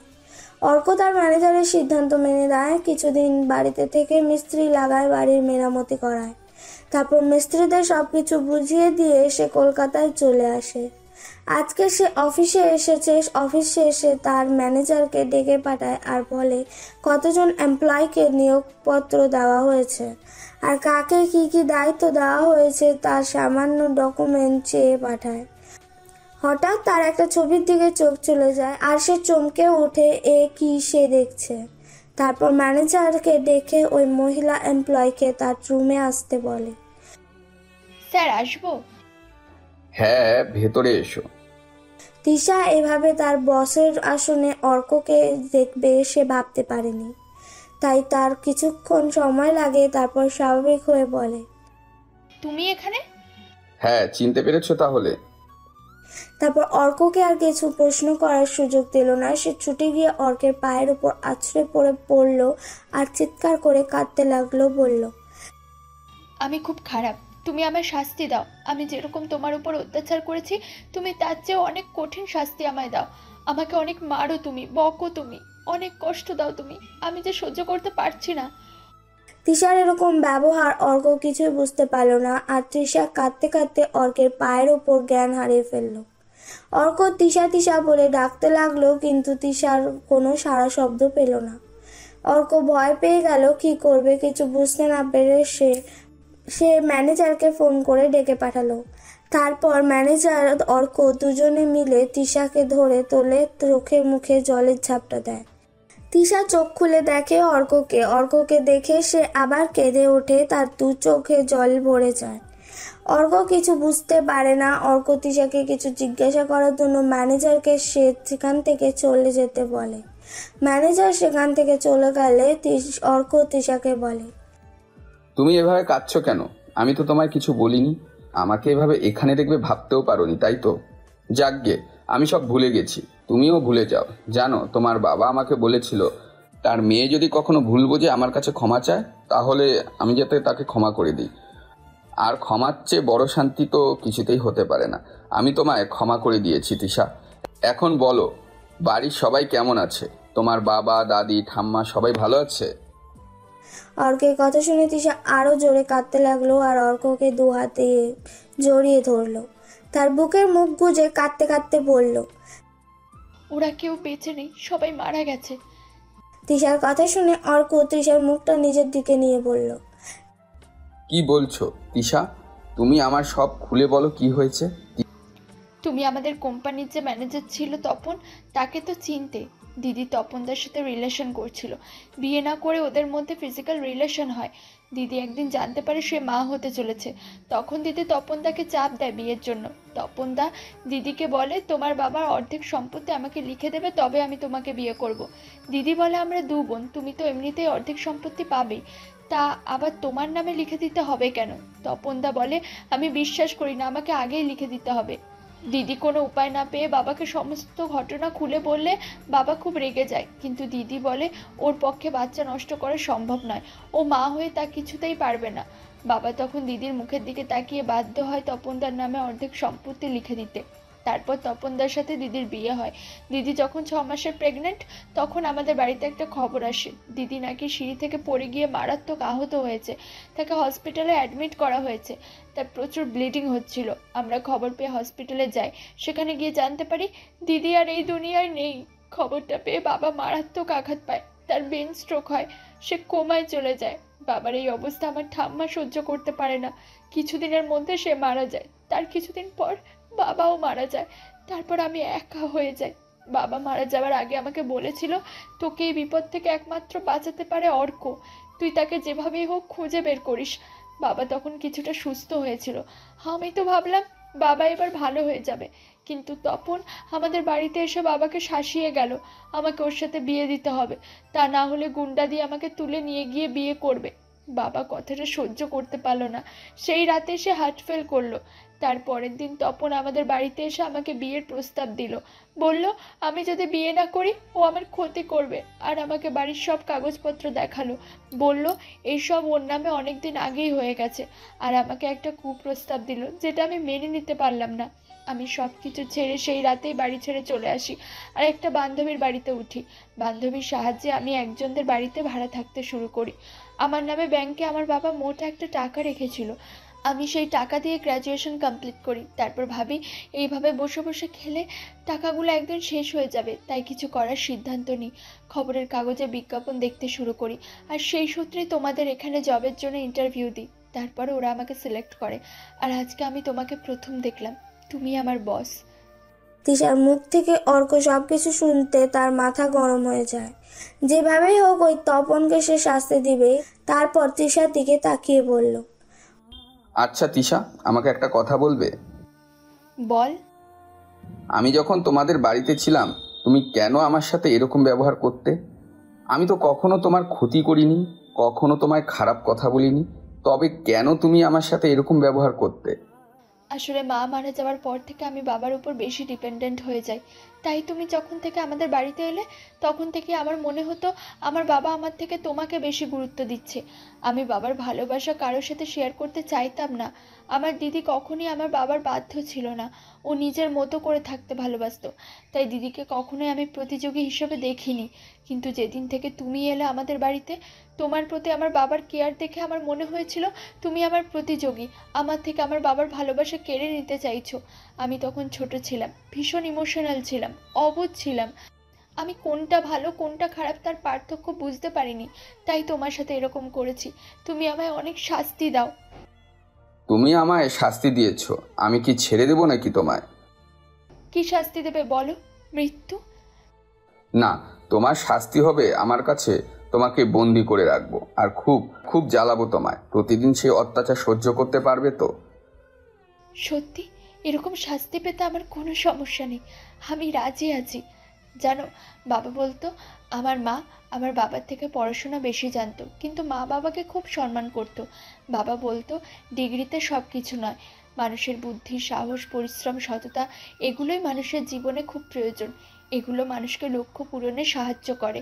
আজ যেমন তুমি করেছো, গ্রামের একটা অশিক্ষিত গরিব ছেলে হয়ে এরকম একটা বড় কোম্পানির সিইও। সামনের মাসে বাড়িতে যাব, আর তুমি আমার সাথে আমার বাড়িতে যাবে। আমার বোনের বিয়ে সেখানেই। আমি বাড়ির লোকদের সাথে তোমার পরিচয় করে দেব। ঠিক আছে। অর্ক ম্যানেজারকে দিয়ে তপনের সাথে তার কোম্পানির একটা ডিল করে তপন কয়েক কোটি টাকার বিনিময়ে তার সম্পত্তির অর্ধেক অর্ককে বিক্রি করে দেয়। কিছু দলিল জাল থাকায় তপনের নামে অর্ক কেস করে। অর্ককে পুলিশ ধরে নিয়ে যায় আর তার সমস্ত সম্পত্তি বাজেয়াপ্ত করে। আসলে তপন তিশার নামে যে সব সম্পত্তি ছিল তার জাল দলিল তৈরি করেছিল। পরে অর্ক কোর্টের সাহায্যে কিছু সম্পত্তির উদ্ধার করে তিশার নামে করে দেয়, আর তপনকে যে সম্পত্তি লিখে দিয়েছিল সেটা অর্ক কিনে নেয়, আর সেটা তিশার নামে লিখে দেয়। কিছুদিন পর অর্ক তৃষাকে নিয়ে টুসির বিয়ে উপলক্ষে তাদের বাড়িতে আসে। দিদা প্রথমে বুঝতে পারে না অর্কর সাথে মেয়েটাকে। তারপর অর্ক তাকে বলল, তুমি নাত বউ দেখতে চেয়েছিলে কি না? কিন্তু ও তো শহরের মেয়ে। তাতে কি হয়েছে? ও আমাদের মতো অনাথ দাদি। আমাদের তো তুমি ছিলে, কিন্তু ওর সব থেকেও আজ সে অনাথ।